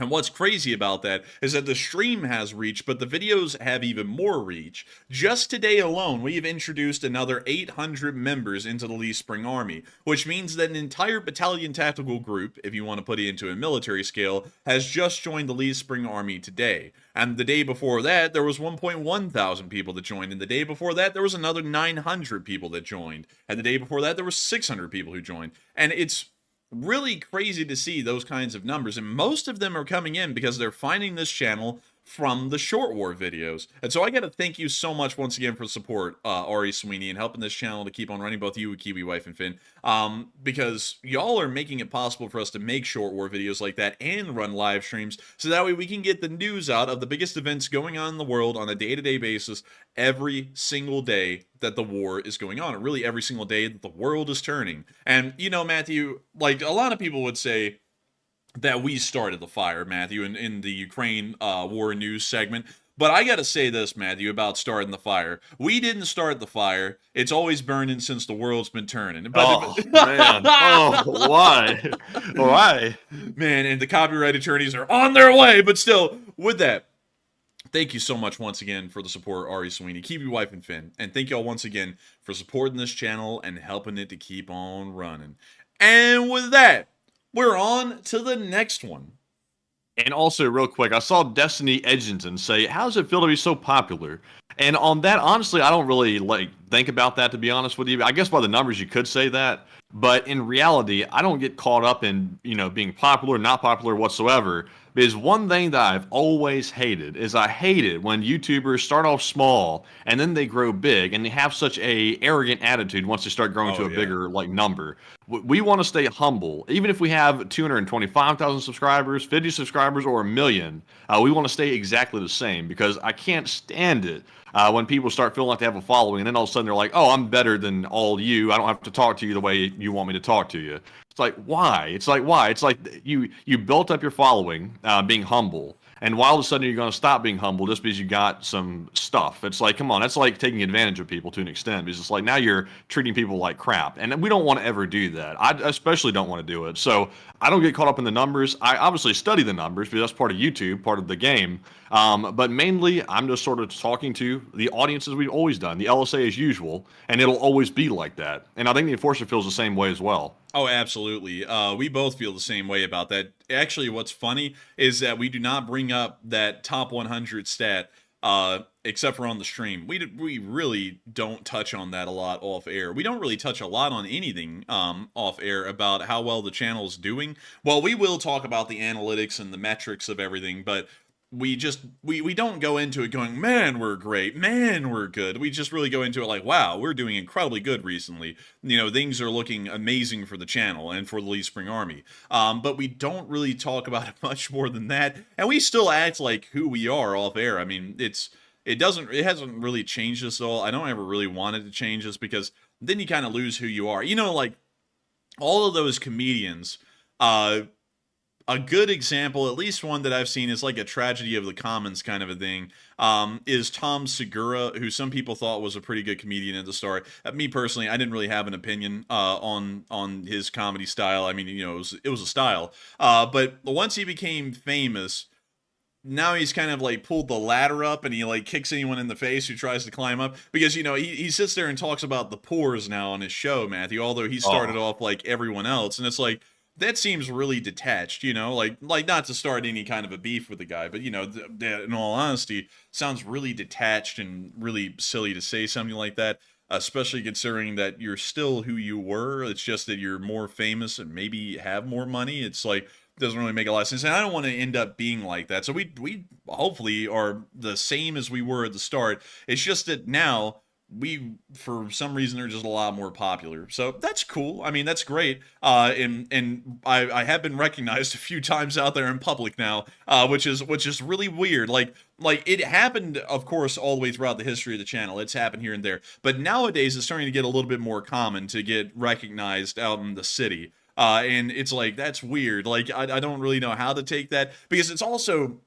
so bizarre, because like I'll be hanging out, like we don't have a lot of free time off air because we're usually working, but usually I will sort around things behind the scenes to make free time for hanging out with some friends, because I do have a few friends here in Birmingham, and I'll go hang out with them. And what was so weird is that one time I got recognized while hanging out with them, and it's a weird thing because I'm in my hangout mode, I'm not working or anything, and then someone comes up and they're like, "Oh, you're the enforcer, what's up, man?" And I'm like, "Oh, what the hell?" I'm like, I'm not in that mindset right now. Like to think that I need to be ready to talk about the channel or anything. Like, I'm still me. I'm the same me on air as I am off air, but like, I'm not in the mindset to really like get in the groove and talk about the channel or anything. So then I was like, oh my gosh. I was like, so then it kind of hit me that that's the exact same thing as to why I guess some like actual celebrities, because I don't look at ourselves as celebrities. I mean, we have a minor following. That's it. We're not celebrities, but real celebrities always act a little weird, man. Like when people will whip out their phones, they'll be like, "Oh my God, hi!" And they'll be like, "Oh hey," kind of like that. It's like, oh yeah, it's like now I kind of get it because they're just not ready for it. I guess he's not ready, but still with that. Or you could be like, what's his name, Quentin Tarantino, when somebody pulls out a phone and says, "Hey, what is that? What is that?" And he like swats at the phone and starts swatting at people. It's like, damn, man. It's like, you're famous. You got to like understand it comes with the territory. Dude, you can't go swatting at people. Dude, Quentin Tarantino sees a phone whipped out. Hey, what is that? He turns into like an aggressive NPC until you take your shoes off and let them dogs out. And then he's like, "Oh, my apologies. Have a great day." Or something. Man, I'm telling you, man. I could see though, like if you got recognized in person a lot and you had like people swarming everywhere you went, I could see that might become miserable. But at the same time, it's like when you went into like the show business, like these actors and these directors do, it's like you have to understand that that's eventually going to come with it if you get successful. So it's like, why are you going to get mad when you finally get there? It's like you were hoping for that. Yeah, I mean, it doesn't make a lot of sense. And also another thing is that speaking about it from a more clinical perspective, those people who walk up to those actors and go, "Oh my God, hi," they're the reason why they actually are famous, is because people like them. So it's like, why in the world treat people like that like crap? It's like, they're the reason why you're famous.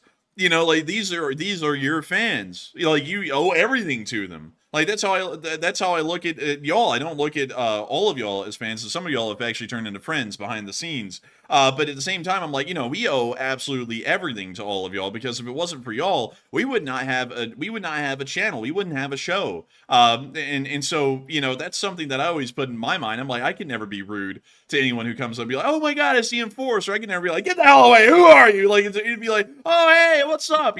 Or better yet, man, you could be like a hot dog, man. And the first time you get recognized ever, it's, "Hey, hot dog, man." It's like, no, I don't want to be recognized like that. Like, it's like, I think I'm good. But still, thank you so much once again for support. I hope that does address that the best I can. But I'm hoping and praying, and of course, people change over time, but I hope that we never change. I hope that we just stay the way we were when we started doing this, and I feel like we have, and I hope that we continue to stay that way, because I never want to be in a position where you end up becoming kind of like a conceited asshole. That wouldn't be that great. But with that, and there's some people with small followings that are conceited assholes, like only like 65,000 subscribers. They are so conceited that you have to like literally go through 5 people before you're able to talk to me. Dude, that's that Paul Blart syndrome, man. Like, no joke. Have you heard the stories of Paul Blart? No. You're talking about the movie, like the mall cop? No, like Paul Blart was the actual actor. His name was in that movie. Like I thought it was Kevin something that was the actor. Hang on. What's his It's name? Kevin James. Yeah, you're right. Oops. Yeah, Kevin James. Oops. That shows you. Man. Okay, so Kevin James, not Paul Blart. Okay, sorry everyone. Paul Blart's a fictitious character. I'm going to eat my foot on that. I got that wrong. Quentin Tarantino would like to hear that. But I'm going to eat my foot on that. I did get it wrong. It is actually James something. But anyways, I'm going to call it Paul Blart syndrome, because that actor, I believe, became famous because of the Paul Blart movie. And what's interesting is that according to people who have run into him in person, he doesn't allow you to talk to him, even though he's standing right there. You have to talk to his, like, agent or whatever he has following him around, and then he'll tell Paul Blart something. Paul Blart will tell something to the agent and then say it back to the person that wants to talk to him. And this is all happening literally in a conversation distance from each other. And so that's what some people have turned into. on YouTube, they have like the Paul Blart syndrome, and I'm like, that ain't good. Like, that's just not good. And also, there are other people who and also, like, to explain this, like, before I keep on going, also, this is the reason why we really don't have a lot to do with other YouTubers in this sphere, is because, to be quite honest, a lot of them have varying degrees of Paul Blart syndrome, and some of them act like their words are God's words, and you cannot disagree with them because they are nothing but the greatest. Like, no one can top them. And we have dealt with that kind of a mindset behind the scenes from some people. It's just bizarre how people are out there. And so we don't want to turn into that. We hope that we are still as friendly and approachable now as we were back in the past. So with that, I hope that does address that the best I can. And thank you so much once again for support and helping this channel to keep on running. And I hope that we never do change. But as far as it is to be popular, it's really cool. I mean, like, that's neat, but it's something I actually don't think about much beyond being on stream. But still, thank you so much once again, and we are on to the next one. All right, and our next one here is going to go to Nova Stardust, who puts in a very generous $50 donation. And huge shout out to Nova for that very generous support. And they said, for the Biggie Bag Fund. And Detroit may be in rough shape, but at least we're not as broke as Moscow. And that's true. It's impossible to be as broke as Moscow. I do agree with that. Man, there is no way to be as broke as Moscow. But speaking of that, Nova Stardust, we have to go to Detroit. Like, we have to. Like, you brought it up. We finally get to do a hood review. I've been wanting to do one for quite a while. All right, so, Matthew, where are we going to drop down for a hood review this time? Like, inside of the city of Detroit. Let me look. Let's see. Drop down in Farmington. Farmington. Where is... Over, it's follow that road up to the left, top left, underneath that blue little, like, search bar icon thing. It's Farmington's right under it. See the Google search bar blue thing up there? Dang, dude.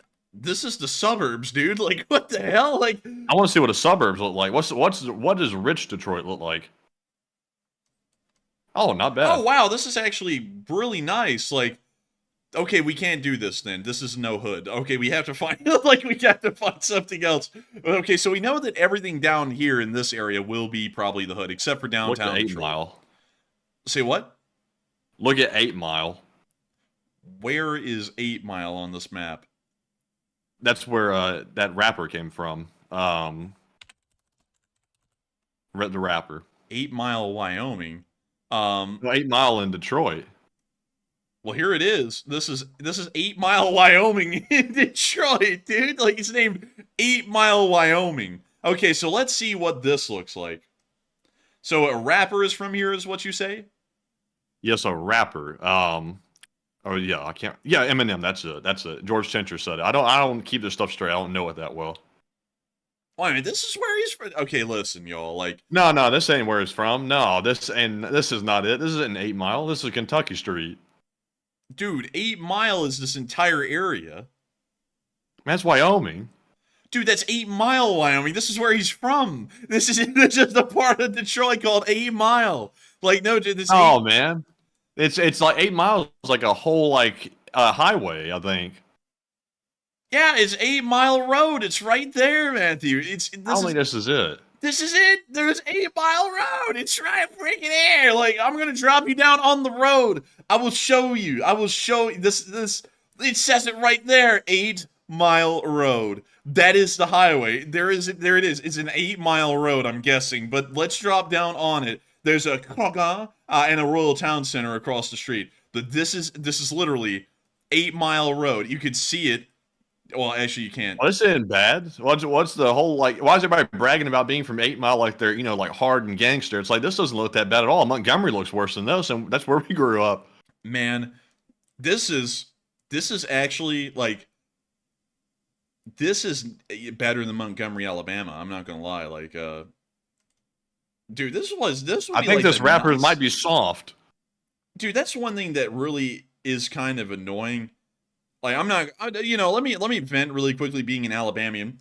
Everything in Alabama looks worse than this, unless if you're in Birmingham and specifically on Highway 280 or in Mountain Brook. Like, most everything is going to look worse than this. And that's just the nature of our state. And it's not bad. I mean, like, the people here are incredibly nice and stuff. It's just that things are like, they're not like posh or really upscale. That's just how it is. But then people who are like rappers will be like, man, I grew up in the streets. It's like, yeah, the burbs. Like, this is the suburbs. Like even in Alabama, this would qualify as a fairly nice place. Like, you would actually be pretty hard pressed to see people in Alabama going, man, I grew up in the roughest. Like, if you're from, like, say, Selma or Tuskegee or Mobile or downtown Birmingham or Bessemer or Fairfield, or let me think of another. Let me actually go to Alabama because I could see them on a map.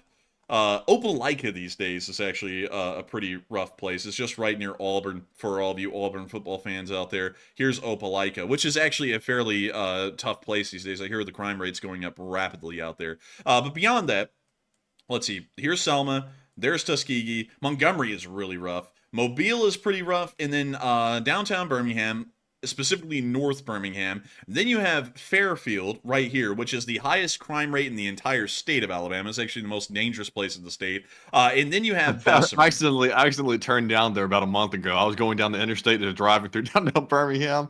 I took a wrong turn. I ended up down in Fairfield. I didn't realize I was there. I pulled into like the little like off ramp off the highway. No. I was like, damn, this area is looking a little rough. I was like, and of course, obviously, I'm strapped. I'm in Alabama, so I'm always strapped. But I'm driving through there, and I'm like, this is looking pretty rough. I see a couple people like give me glares and stuff. I was like, I think I'm gonna make a left and jump right back on the highway, get the hell out of here. And then later, I was like, oh damn, I was in Fairfield. It's like the most dangerous place in the whole state. So I'm gonna tell you something, Matthew. That may scare Mama, but I'm gonna tell you the story. So I was at UAB, and there, you had like 3 hours in between classes sometimes. So I was like, okay, I gotta find out something to do. So I just started driving around sometimes and exploring the city to figure out what was where. So one day, let me see here, what street was it?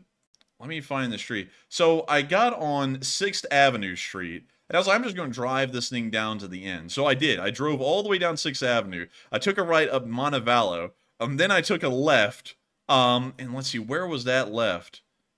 Where was it? It was up here on Tuscaloosa Avenue. So I drove all the way up here to this intersection, took a left, and then started driving down. And I drove through West End, and West End was hell. It was a literal hell. I was like, dude, I felt like I was going to die down there. It was like Fallujah up in there. It was rough. Like, it was really rough. And I was like, geez, like, listen, like, and also some people are going to be like, drop it down on Google.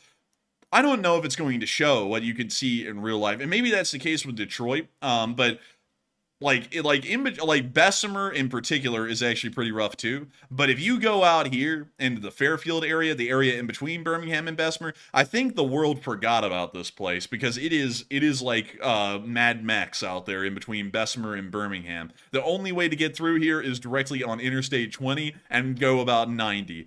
Maybe you'll survive. A lot of people don't survive the trip. But man, that's out there in that north side of Birmingham. There's people like out in those Hellcats, like, you know what I mean, like the loud Chargers, like they spin the tires and doing donuts and stuff like that. They'll be going up and down the streets, like literally blocking the streets off, doing donuts and racing up and down the street. I've seen a video where the police will literally drive straight by, not do a damn thing, and act like they didn't even see it. It's like the police don't even want to stop and deal with that crap. Like, they know it's just gonna be trouble. Man, I heard stories. I can't even say the place because the person who told me the stories, and I wish that the people I heard the story from were here because they've been here for the past 3 nights, but they're not here tonight, and you know who I'm talking about. But I was told a story that apparently there's a place around Birmingham, just north of it, and I'm not even going to say the name because they're like, don't even say the name. It's just bad to say the name. That apparently people will kill anyone they don't know up there. Like, if you're not known, you will get shot and killed on the spot. They said that no one goes up there, the cops, Alabama Power, any of the services, because everyone's scared of getting shot and killed on site pretty much, so that everyone just leaves the place alone. Like, no joke. And so pretty wild to hear, but really quickly, let me see if I can drop y'all down on Pearson Avenue Southwest, because I think that is the street that I was on. Let me see if it was, because there was like a little stadium kind of a thing. Where in the world was that? I don't even know. Maybe, no, wasn't that. Dang. Let's see. They got that West End Cleaners. They take you to the Cleaners. But And here we go. Okay, so this is what Weston looks like. This is actually a pretty fair representation. And you can see it does look a lot rougher than 8 Mile in Detroit. Like, and this is just what Alabama's like. I mean, like, a lot of it will look like this. Like, Selma and Tuskegee are, like, photocopied matches of this area right here. And so is most of Montgomery and most of Mobile. This is exactly what it looks like. You can drop down anywhere, you can drive through anywhere, and it will look like this. And so when you hear... Wait. What? I said, goodness.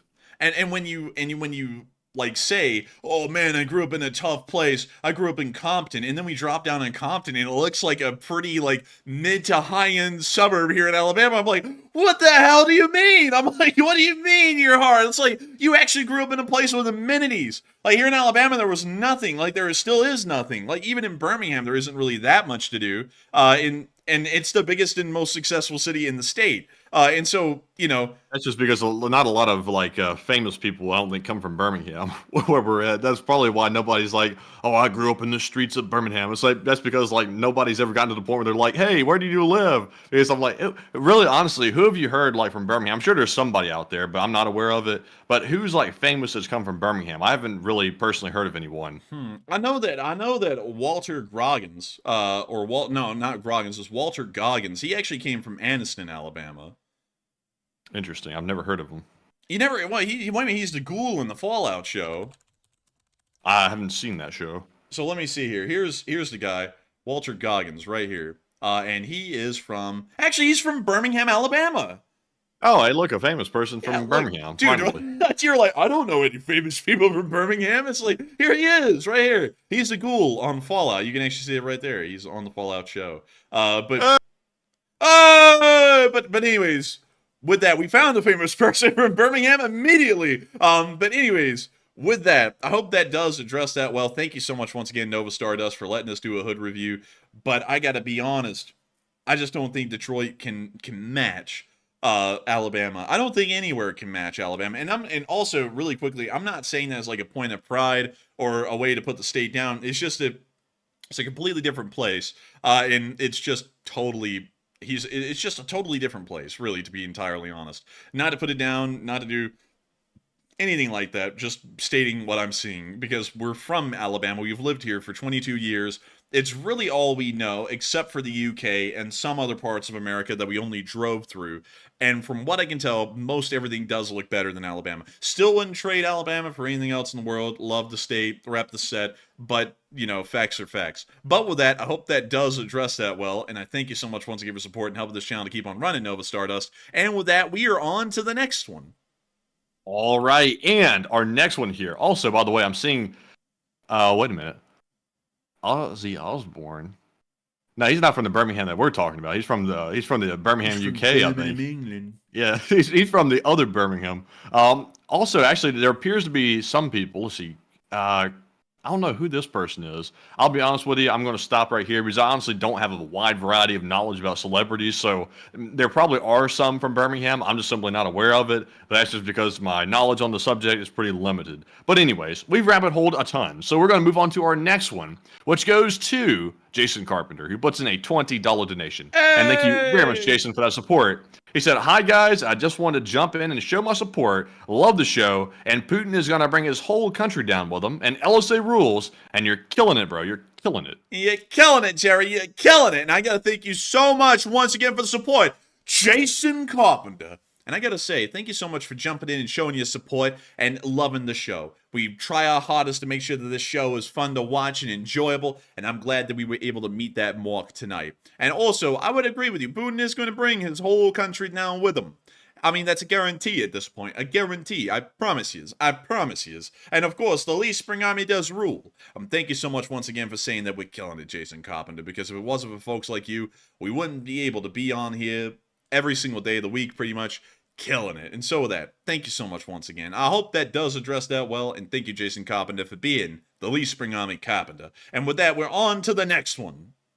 All right, and the next one is going to go to Alan Orchard, who puts in a $20 donation. And huge shout out to Alan for that support. He says, hello, Andrew and Matt from New Brunswick in Canada. Oh, New Brunswick. Oh, hello there. Hello to New Brunswick in Canada.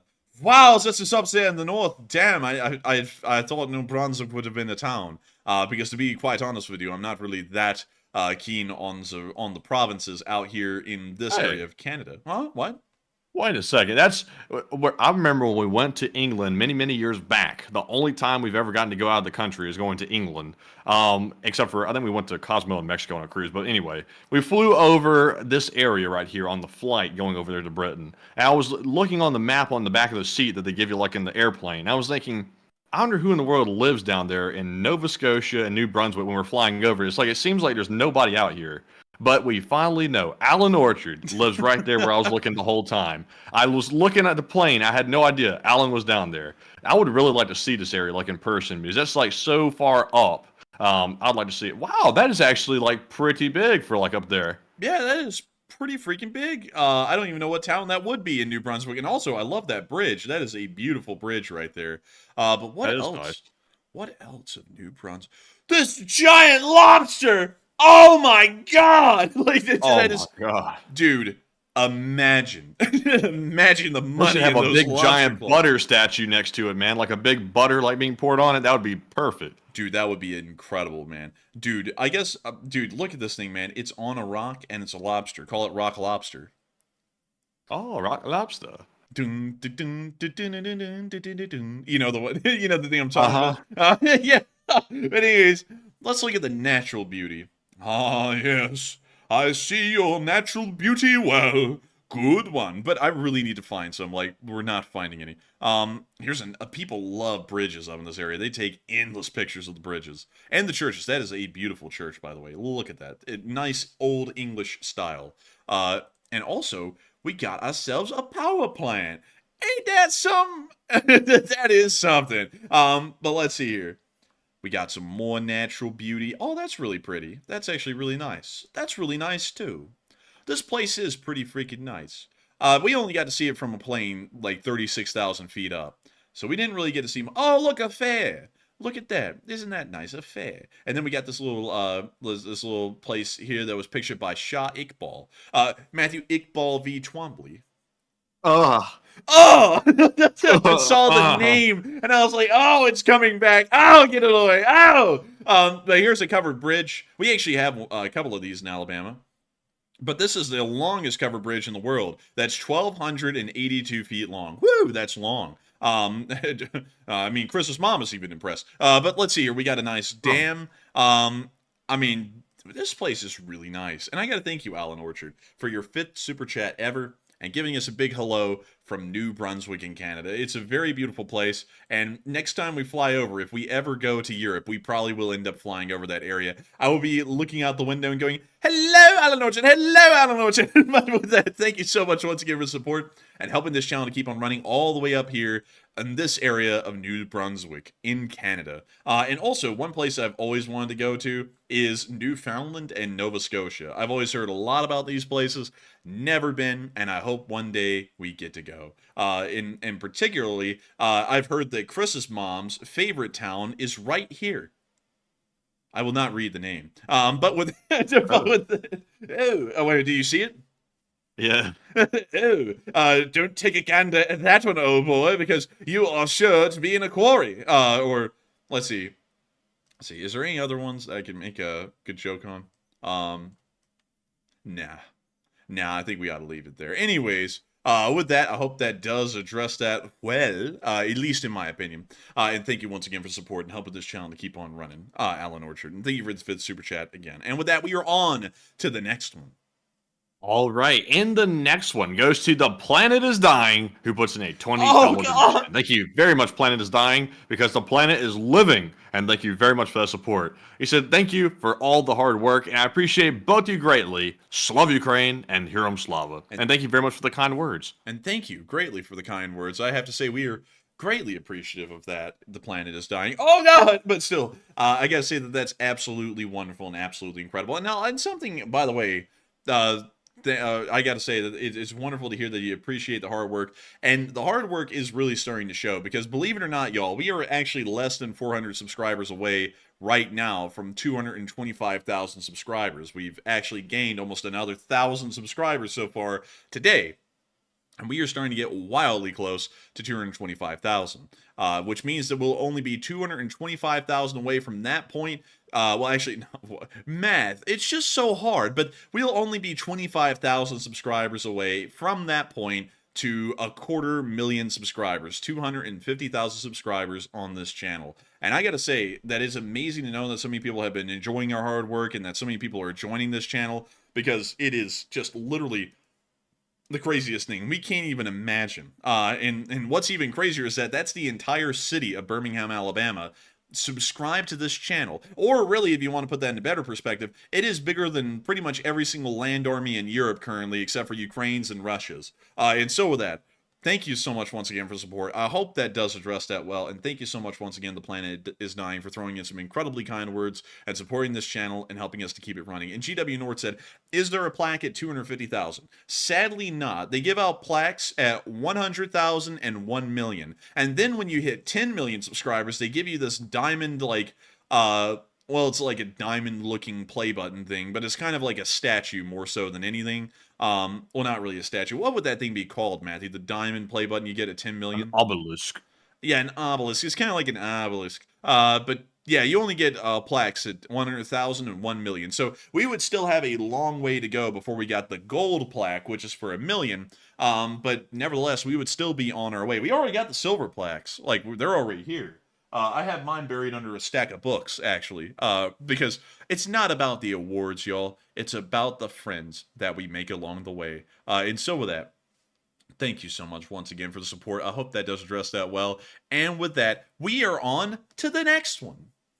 All right, and our next one here is going to go to the return of a channel legend. It is Rangers Rule, who is back yet again after a small hiatus, and this time they put in a $20 donation. And huge shout out to Rangers Wool, and also I hope you're doing better as well. They said, thank you LSA and Enforcers, along with a super hug to Surprise It's Us, and the prayers, good wishes, and candles helped me through a tough time, and heart you all. And Rangers Rule, I'm happy to hear that, and I'm happy to hear that you must be on the mend by the sounds of it. That's very good to hear. Well, I stutter all the way through it, but thank you very much for that support. And Enforcer, what say you? And I have to say, thank you so much for the support, Rangers Rule. Why in the world? Man, you said Rangers Wool, and I was about to say it too. I don't know what, it's like a tongue twister, man, but I still thank you so much for the support, Rangers Rule. And I gotta say, welcome back. Beyond our tongue twister thing going on there, it is amazing to have you back. And I'm happy to know that the entirety of the Lee Spring Army was able to team together to pull you through and get you onto the other side. We were all rooting for you over here, and Surprise It's Us was making sure to lead the charge. And I got to give a huge credit to Surprise It's Us for leading that charge in the chat and making sure to send a whole bunch of support and well wishes your way. And I also got to thank you so much once again for sticking the course and making it on through and returning back to the stream, your natural stomping grounds. And so with that, thank you so much once again for the support. Welcome back, Rangers Rule, and it's wonderful to have you back, and I hope that you're here to stay. And so with that, thank you so much once again, and we are on to the next one. And the next one here goes to Andrew Martin, who puts in a 20 as well. And thank you very much, Andrew, for that support. He said, not enough for the knowledge-based content that the pair of you deliver. And that is very high praise. Wow. Thank you very much, Andrew, for that. And thank you so much, Andrew, for the support. And thank you for really throwing in some incredibly kind words in saying that that's just not enough for the kind of knowledge-based content we put out. Man, I got to tell you, Andrew, thank you so much for being a British viewer from the United Kingdom that shares the exact same first name as me, so that way I can talk about myself. I'm just kidding. But still, I thank you so much for enjoying the knowledge that we put out on this channel. It took years to get that kind of knowledge, and it's something that we try incredibly hard to make sure that we put out on stream at least a good bit, at least the best we can. And of course, we kind of fall short here and there, and I'm always wanting to try and find ways to improve the channel and make it even better. But I thank you so much for appreciating what it is right now, and I hope that we can continue to make this better as time keeps going by. But still, it is a massive kindness of you to say something like that, and that means a great deal to us that you appreciate the information and knowledge that we put out on this channel that much. And so with that, thank you so much once again. I hope that does address that fairly well. I hope it does. And with that, we are on to the next one. And this one goes to another legend, Andy L., who puts in a $20 donation. And huge shout out to Andy. He says Putin must be receiving bad info, and he's obviously delusional if he thinks he can defeat NATO in a conventional war, and Ukraine is using third-generation Western weapons, and NATO will have the most up-to-date fifth-gen weapons. And I completely agree with you there. I would have to say he is getting some kind of bad info, or he's absolutely crazy, one or the other. Because any real information would show the Russians they're not going to be in a good situation, especially trying to go to war with NATO or really even fight Ukraine at this point. It's kind of like, let me see how to say that. It's kind of like China believing that they could take on America in the late 90s. I mean, they might be able to take us on now within the Western Pacific, maybe. But they certainly weren't able to do it in the 90s. And I was wanting to show y'all something that I still find really interesting right now. Really, really interesting, as a matter of fact, is that, and let me make sure. I want to make sure and double check this. Yep, that is right. That is correct. That is correct. Okay, so I just wanted to make sure I was getting all this information right before I showed this to y'all, because it is something that I have to let y'all know. The Chinese Air Force still has about 300 of these J-7s in service right now. And this is what makes up a bulk of their Air Force, actually. These make up 30% of the combat aviation wing of the People's Liberation Army Air Force. And it's something that I think is very important to point out. Is it's kind of like people believing that a country with a third of its Air Force being made up of these ancient aircraft from the Vietnam era could fight the United States in an air war and end up winning. Considering that our Air Force at the oldest is from the 1970s, but really modernized to a late 80s standard at the bare minimum. And so going off of that, that's something that I would have to believe the Russians also are largely misinformed on as well, is that they think that they are on par with the West. And it's clear that they're not, because Ukraine just fighting the war that they're fighting right now with a little bit of Western weaponry, they are absolutely smacking around the Russians. It's actually sad to watch, because you would think that it wouldn't have been that easy to destroy the Russian army with just a little bit of Western weapons. Imagine what would happen if they went up against nothing but Western weapons. I thank you so much once again for support, Andy L, and I would certainly agree with your statement there, because he would have to be either misinformed or absolutely delusional to think that the West could be taken on. And also, really quickly, I want to show y'all this PLAAF inventory. So let me get y'all down here, because I really have to show y'all this. We're not talking about the Chinese a lot on air, and I want to remind everyone of the Air Force that the Chinese have. They have JH-7s, which are actually not that bad. This is kind of like a fighter bomber sort of an aircraft. These are not that bad, and they're actually fairly modern too. I believe these were introduced in 1992. So as far as we understand technologically, and also really just technologically for the large part, it is up to par with fourth generation Western aircraft. So that's not a bad aircraft, but it's not a fighter either. Then they have these H-6s, which are bombers that have been in service since 1969, which are pretty ancient. No one can deny, but most bombers are like that. Then they have 290 J-7s. No joke. Like, the United States Air Force fought these in Vietnam with F-4 Phantoms. So just put that into perspective, how far of a way the world has come since these aircraft were put into service. And the Chinese still use a majority of these things in their Air Force currently. They are trying to phase them out, but from what we expect, those will be phased out by the end of this decade or the very beginning of the next one, within those years. They also have 50 J-8s, which are crazy looking. Let me see if I can actually get y'all a good look at a J-8, because it's such a lanky aircraft. It's really hard to get it in a picture, but this thing is like a super long, and that's not even a real J-8. I'm trying to get y'all, like, here we go, the J-8B. That's what they have. They have 50 of these things in service still, and this was their version of an air superiority fighter like the United States have, and I believe it was introduced around the same time. Yeah, it was actually introduced in 1984, the J-8B was. So, yeah, you know, not that great.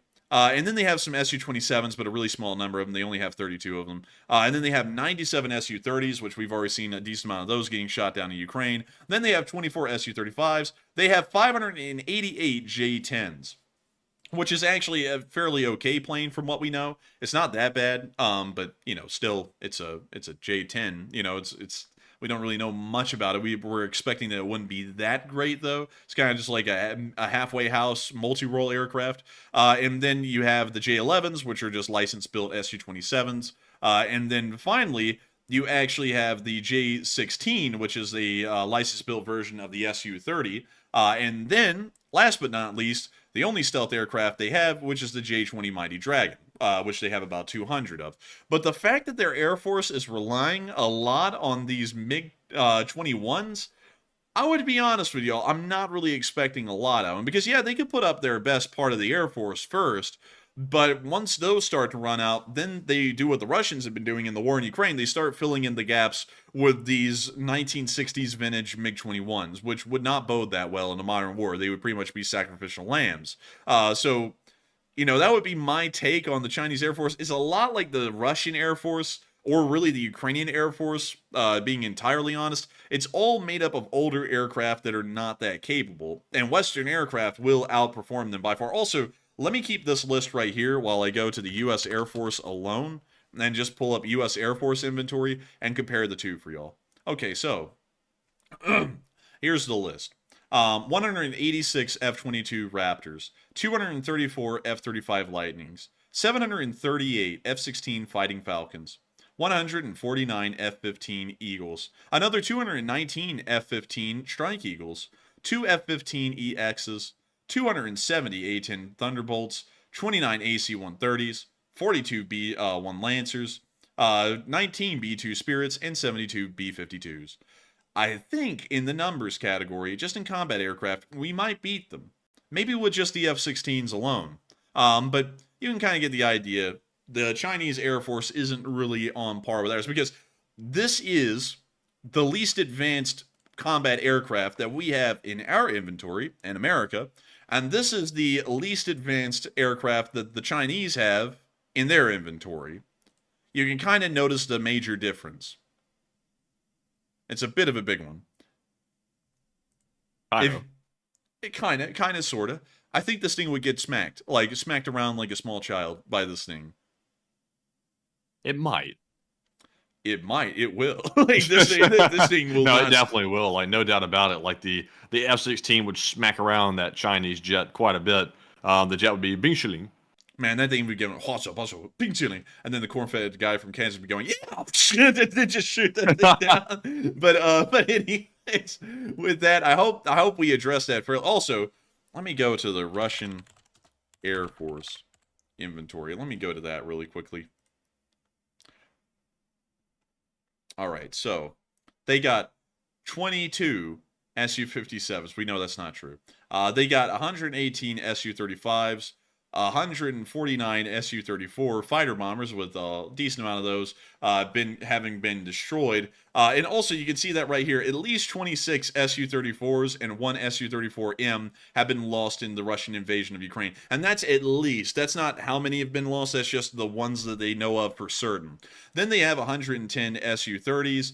And then everything else, you know, they have an okay number, like 247 MiG-31s, which is absolutely insane considering the thing's a brick.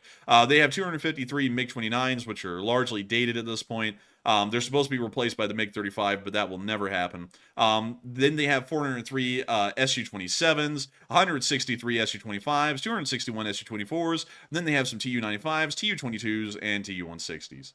But beyond that, you can really get a good picture here. The Russian Air Force just is not on the same level. And also, on top of that, they've greatly exaggerated the capabilities of the Russian Air Force on a propaganda level. But look at that Ka-52.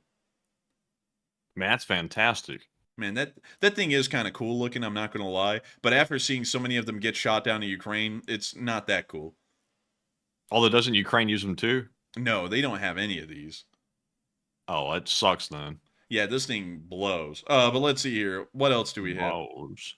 Aw, man, I'd really like that right now. Shut up. But anyways, let's see. We got, oh, by the way, this is what Ukraine pretty much uses entirely, is Mi-24s or Mi-8s. But anyways, I've been on this rabbit hole for so long. I'm sure people are getting worn out of it. And we have 25 superchargers. Like, damn. But anyway, so that we are now going to be moving on to the next one. But thank you so much once again for support and helping this channel to keep on running, Andy L. And with that, we're on to the next one. And this one goes to Steve T, who puts in a $20 donation. Thank you, Steve, very much for that support. He says, do you think the soldiers can access their pay and their money? And if you do not know how they are paid, then grab a question from the chat. And we do know how they are paid, if you're talking about the Russians. They are either paid hardly or at all, because it's really done by the quartermaster and the commander of the unit, and they can kind of decide to stiff everyone if they want to. So if they have money, they probably can access it, because they're usually paid either by direct deposit or physically, one or the other. And so, yes, they would be able to spend it if they got paid, but most of the time they usually do not get paid. But still, I think you're somewhere... Damn, how'd you get paid physically? That'd be like... How many rubles do they get? Like thousands? Well, dude, rubles, ruble bills. Let me go pull up ruble bills, because let me show you, they're extremely high denominations. So let me go here. Hang on. Let's see. Here we go. Hang on. I gotta get them. They're insane. So the smallest denomination in bills that they have is a 100 ruble bill. Right there. Oh dear, 100 ruble. That's interesting. What's their biggest one? 5,000. Damn. Here's you a $5,000 bill. Dude, it's insane. Like it's not like you're getting paid in like 1 ruble bills. Like you're getting paid like in 100 ruble bills or multi-thousand ruble bills. So it actually would be feasible to pay them physically, because the bills are so large. It's kind of like Zimbabwe with like that $1 trillion bill. Let me Zimbabwe. It looks like Monopoly money, really. Like the ruble. It looks like it came out of a Monopoly board. It kind of does, doesn't it? Like I don't really like their money. But also, Matthew, here is. Oh, yeah, here it is, man. The Bank of Zimbabwe $100 trillion bill. Now you got rocks on it. because you're going to get stoned to death. If you show this to someone in public trying to pay for something, it's like, all right, that'll be $2. And you put that thing down and it's only worth 2 cents. It's like you're going to get stoned. They're letting you know what will happen to you. And also, dude, you can buy these things in the hundreds on eBay, dude, because they are literally worthless. Like even at $100 trillion, it is worthless. And also, Matthew, I like how it says, "I promise to pay the bearer on demand $100 trillion." It's like, dude, that sounds absolutely insane. And also, let's see here, what else is funny on this note? Because there was a couple of funny things. They started to put. I think their like logic behind it. I was trying to think, why would you put rocks on your like dollar bills? It's like, what's going through somebody's head when they designed this? They're like, how do we make it look solid? Let's put rocks on it. That'll make it seem like it's a solid bill. It's like, also let's put a cow on it too, because cow is rich. Dude, also, why in the world they got that cow backing that ass up? Like, why in the world they got it like at that angle? What's going on here? These cows must be from Iraq, the way they back that ass up. Man, dude, they must be, though. And also, Matthew, did you notice this? From this bill to this bill, I don't know if I'm blind or something, but it looks like they added in anti-counterfeit measures to stop people from counterfeiting them. Yeah, no, I don't want to counterfeit that. Trust me. Dude, oh my lord. That would be crazy if someone was trying to counterfeit this thing. Also, let's see if we can get a Venezuelan bolivar, because those things are worthless these days as well. So, Venezuelan bolivar. There we go. Oh, yeah, what kind of denomination? Jeez, dude. The bolivar. Dude, who did that man's fade? Like, dude. Nah. Well, it looks like about to say, oui, 100 bolivars. You want a bolivar? Dude, oh, yes. You know what this guy really looks like? Like, with the way he's looking? It looks like he just roofied your drink and he's waiting for you to find out. Like, that's the face he's making. It's like, I don't trust this man. Like, I wouldn't trust this man on my money, even. But also, here's all the different bills. They have a 20... It looks like the guy's about to say on the dollar bill, he's about to say, no diddy. Oh no! Oh no! I already understood that. It took like 3 seconds for it to compute. I was like, oh no! Oh, dude, that's terrible. And then also, dude, they turned him into a $20,000 bill.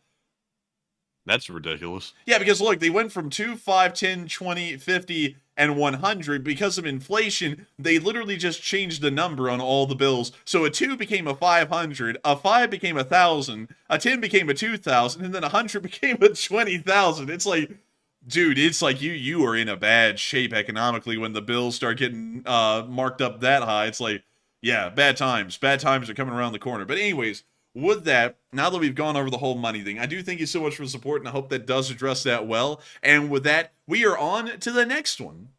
All right, and our next one goes to Marion Deemert, who puts in a $20 donation. And a huge shout out to Marion for that support. And Marion said, keep on moving on, and you brothers rock. And thank you so much for the support, Marion. We will keep on rocking on. And thank you once again for the support and helping this channel to keep on running. And so with that, thank you so much once again. And we are on to the next one. All right, and this one goes to Steve T, and he put in a $20 donation. He said, no need to read and take a question. We have to. So we shall honor that, Steve. Oh. We shall honor it. We will honor it. Well, we will honor it. Oh, go ahead, Matthew. Go ahead, please, by all means. Thank you, Steve. We will honor that, and we will grab a question from the live chat. And thank you very much for the support. And the live chat question here goes to Bobo Uzala, who says, "Any word on the number of officers that surrendered in Vovchansk?" We did not get a number on that. We just got a number that was around 400, which is half a battalion, and that's about it right now. So I hope that does address that well. We haven't gotten exact details and information about it yet, but when we do, we will make sure to report it here on the channel. And so with that, thank you so much once again. I hope that does address that well. And with that, we are on to the next one. All right. And also, someone in the live chat said, I always mix up the money with the Monopoly money. That's why I use card. Same, like honestly, the same. I prefer to use the card over paper currency at this point because it's just a lot more convenient. Although I know some people out there are like, I'm not going to stop using the dollar. I'm like, well, I mean, I respect that. I respect that. But at the same time, I like the card. I actually like the convenience so much. I actually tattooed a barcode of my bank number and routing number onto my wrist. I'm just kidding, y'all. I'm just playing around. But yeah, I used to carry around a lot of cash. Like, no joke, Matthew can tell you, it was an insane amount. Pretty much everything I had, I had in cash. And then one day, I put it in the bank, and then I realized the card is just a lot easier. The debit card, specifically. But with that, I hope that does address that well, at least in my opinion. And with that, we are on to the next one. And this one goes to Mace LSA, and he puts in a $20 donation. And a huge shout out to Mace for that very generous support. And he said, what about the 718-foot hot dog? And do you think the hot dog man would get insecure if he saw that? Oh, yeah, I wish I could show that on stream. Mace LSA sent me a picture, Matthew, of a world record hot dog, which was 718 feet long. It's like, man, hot dog man be like. And I was like, dude, hot dog man do be like. But to answer your question, yes, I think that hot dog man would feel somewhat embarrassed around that hot dog. But, you know, like, you gotta say, though, coming from a place like Minnesota, which is very close, much closer than we are to that guy who's known, I forgot his name, for the Nathan's hot dog eating contest. You remember the guy, Matthew, who, like, shove his like, throat with hot dogs, and then that one guy tried to come up there?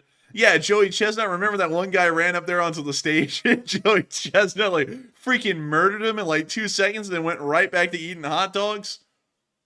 I think I do. He, like, shoved him away or something? Dude, I gotta go find that. Like, let me just type that in. Joey Chestnut. Let's see. Fight. Let me see if I can find that. Let's see. Let's see. Bodies protester. Oh, there it is! Oh my god! It's right here! Hang on, let me see. Oh my goodness, hang on. Whoa, hold up, I gotta check this. Oh, dude, oh my god! Joey Chestnut killed the man. Oh my god.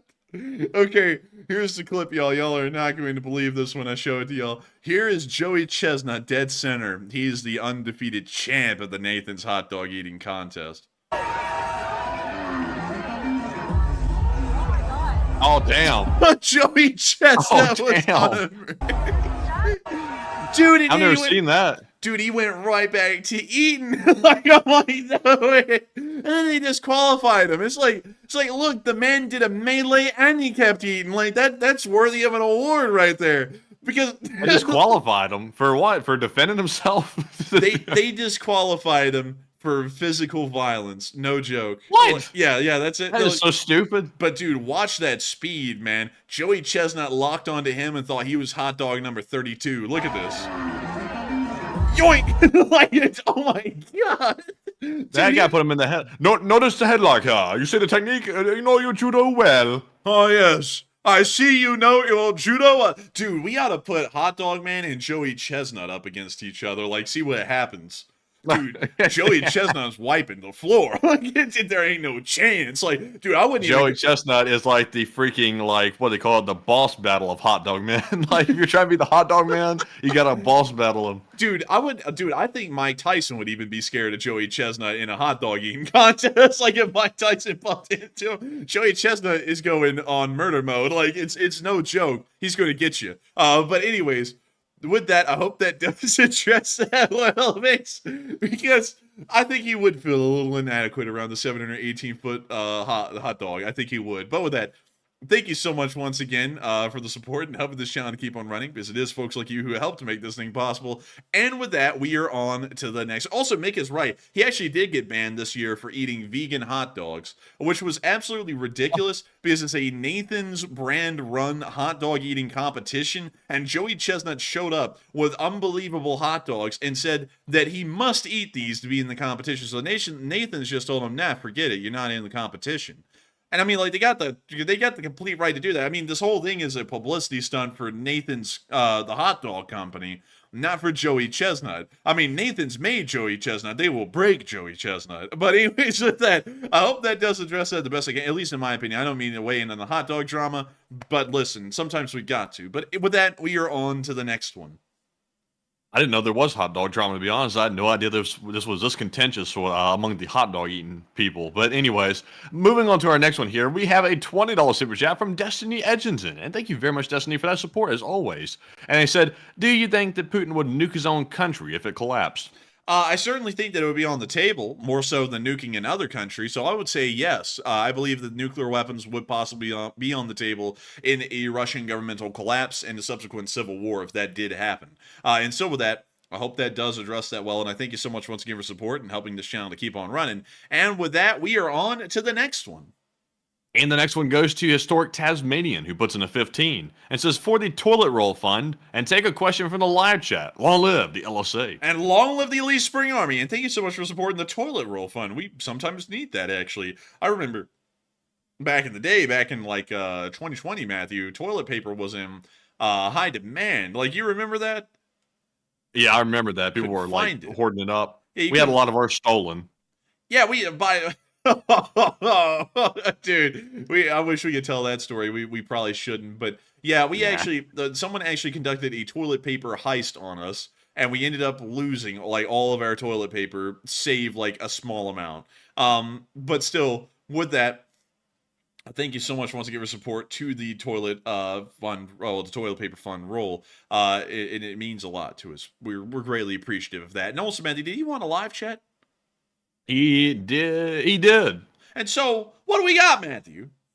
So this live chat question this time goes to Kid Rock. He's back again. He says, what is Russia or Putin's initial reason for wanting to invade or take Ukraine in the first place? Well, their initial reason was to stop fascism in biolabs, but the real reason is that Ukraine was trying to join NATO at the time that the invasion began, and they did not want NATO to encroach on Russia's southern border and be within striking distance of Volgograd and Moscow from a second angle, and also for Ukraine to have a very strong claim back on Crimea, considering that no one has legally recognized Russia's control over Crimea as a part of the Russian Federation, and that means that the Russians most likely would have had to, under a diplomatic, pretty much arm bending, give up Ukraine and also the Donbass back to the Ukrainian state. And those were things that they were not willing to accept, and so they started the war. That really was the beginning, but the Russians technically say that it was to stop fascism in biolabs inside of Ukraine. Although that's been debunked time and time again, because how can you be Nazis when your leader is a Jew? And also, another another one is where in the world were the biolabs, which have never been found. And also on top of that, they were manufacturing bioweapons against against Russians in Ukraine. How come they haven't used them yet? I mean, like the Russians said the reason why they were invading is because they were on the very cusp of making that a reality and making it possible to kill all the Russians. And now it's been over 2.5 years, and no Russians have died from a bioweapon. So where was it? It never was there. That's the answer. But with that, I hope that does address that live chat well. And thank you so much for sponsoring that live chat and helping us to keep on going. And with that, we are on to the next one. All right, and the next one goes to Bobo Vasquez, who puts in a $10 donation. And thank you, Bobo, for that support. He says, "Sup, Enforcer, longtime internet dude, recent fan of your content." And Bobo, I'm a longtime internet dude myself. I remember I was on the old like compact computer in a very small place in Montgomery, Alabama, a small house. And playing some game on there that I got from McDonald's or something like that. I put a CD in the computer. Good old times. And when we had that little American Online thing that popped up on the computer. So we're both longtime internet dudes. But Enforcer, what say you? I'm a longtime internet dude too. I got into the internet, I think, in 2008. I remember the first video game, the proper video game I ever played was actually Napoleon Total War, which I think came out in 2011. But I had been on the internet and messing around on the internet, you know, like Googling stuff, looking at stuff, all that kind of stuff until 2011. But it was very on and off because I never had my own personal computer during that time. But then in 2011, I got to sit down at a computer because it was my dad's computer from his office, and he got a new one, so he just gave me the old one. And then I got Napoleon Total War, and that began really my massive obsession with history. Like Napoleon Total War, I've got to give credit for that. And also, it was the beginning of me really getting to be on the internet. And so with that, I hope that does address that well. And I thank you so much once again for the support and helping this channel to keep on running. And with that, we are on to the next one. And oh no, Matthew, I don't know if you saw that person in the chat. Oh no, there are biolabs. There are. And it's like, why isn't anyone dead then? It's like, where are they? Like, what? It was like right on the cusp of being made, and then now 2.5 years later, they just decide not to use it when they're in the middle of a war? How does that make any sense? Come hell, on. even if there are biolabs, that's not a reason to invade a country. It's like, hell, like, I think China's got some. We're not invading China. Yeah, I mean, like, China certainly has some. I mean, they got some in a certain kind of a place. Come on. Like, it's like, really? I mean, like, you know, like, that's stupid, though, because, like, people say, oh my god, a biolab. Like, there's a biolab in Atlanta, Georgia. Like, it's public known information down here in the Southeast. That's what, like, they're everywhere. Like, that's some... goodness gracious. Aniston's got a little bit of a chemical thing, don't we? Yeah, I think Aniston's or biolab. I think Aniston's got something going on, chemical or biolab related. But Atlanta, Georgia is really the big one because remember the CDC is headquartered there, and also I believe some of the CDC labs are as well, and they also test on viral strains and all that kind of stuff. So technically, it's a biolab. Well, actually, it's not technically. It is a biolab. But every biolab is going to be creating a weapon, and usually most universities have some kind of a small biolab. It's just a part of you know, bioengineering. So it makes no sense to say, oh, we're going to invade them because they have a biolab. That's like saying, oh, we're going to invade them because they have a college. It's like, well, everyone has a college. If you don't, that's a little weird. But with that, I hope that does address that fairly well. And I don't know about that one, Matthew. Keep an eye on that one. I think you know who I'm talking about. But anyways, with that, I hope that does address that well. And we're on to the next one. But thank you once again for the support and helping this channel to keep on running.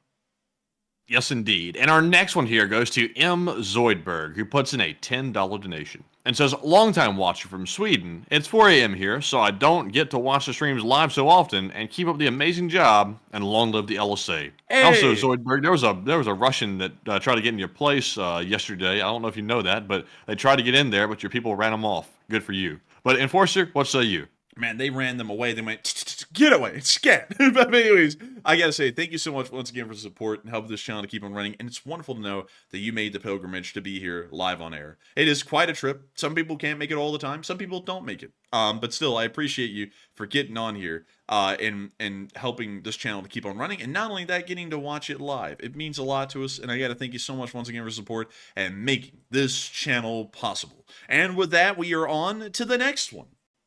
And our next one goes to ShadowSkill54, who puts in a $10 donation and says, if France launched an attack to reclaim the Zaporizhzhia power plant in Ukraine with only Ukraine support, what do you think Russia would do? And also, how many troops would be needed to hold the plant?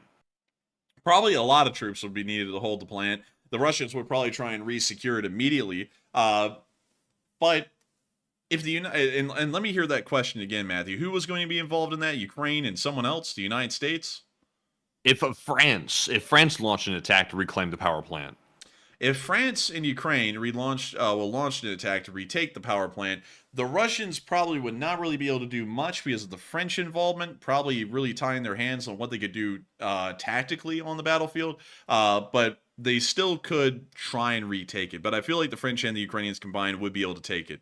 And so with that, I hope that does address that well. Well, you know, if it does look like it will be lost, the Russians may end up trying to lead it into a meltdown or at least sabotage the plant, one or the other. But if they didn't end up doing that, the French and the Ukrainians would take it, and then they just hold it. And especially with the French involved, they would certainly be able to hold it without a doubt. And so with that, I hope that does address that the best I can. And thank you once again for support, and we are on to the next one.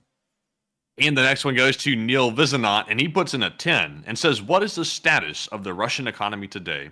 And the markets are closed. It's the weekend, so we don't really have a status on that, but we do have a status on the rest of the economy, and it's not doing too grand. And Matthew is dead on the nail. And so with that, I thank you so much for the support. I hope we were both able to take a part in answering that question incredibly well. And thank you once again for helping this channel to keep on running. And with that, we are on to the next one. And the next one goes to Panama Floyd, who puts in a $10 donation. And thank you very much, Panama, as always, for the support. And he says, hey. Okra Coke, North Carolina. Not a hood. I'm just homesick tonight, he says. And how do you spell that, Matthew? Ocracoke. You got to spell that a little slower for me, Chief, because I can't type that quickly. Ocracoke. All right, there we go. Oh, it's just a little bit of island. Look at this little bit of island. Look at that. And we got that. We got the town right here. Look at that. Look at that. Boom. Oh, this is a quaint little town. I like this. Ocracoke. Man, I'm telling you what, man. When you feel like you're hungry, you just want a Coca-Cola and some okra, you come to Okra Coke. Yeah, get yourself some okra and some Coke, and maybe nothing else. I mean, if you want something else, go to hell. But beyond that, I like this place. It's really nice. It kind of reminds me of 30A down in Florida, if it wasn't so touristy. Very nice. I like it. I appreciate it.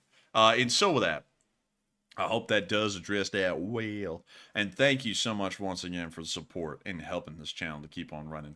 And it is great to see such a beautiful little island of Ocracoke. And it actually has no bridges. The only way to get to it is by ferry, which is actually pretty wild. And so I guess no one really goes down the beaches or anything. Although it looks like you can if you wanted to. Not really a lot of hiking trails around here. It's just kind of a straight shot, shotgun style island. But still, pretty cool. And I gotta say, I like it. And also, U.S. Navy Beach Jumpers Memorial. They jumping on them beaches? Let's see here. Let's see here. Let's see. Huh. Interesting. That's pretty cool. But anyways, with that, thank you so much once again for support. I hope that does address that well. And I hope we were able to help out homesickness by looking a little bit at Ocracoke. And so with that, thank you so much once again. I thank you. And with that, we're on to the next one. And the next one goes to Sully Canuck, who puts in a $10 donation. And thank you very much, Sully, for that support. He said, my wife is from Newfoundland. And Newfoundland, Gander, took thousands of airline passengers during 9-11, fed them, and put them up in their homes. And the musical Come From Away is about this. And I gotta, Matthew, what does that mean? Let's see.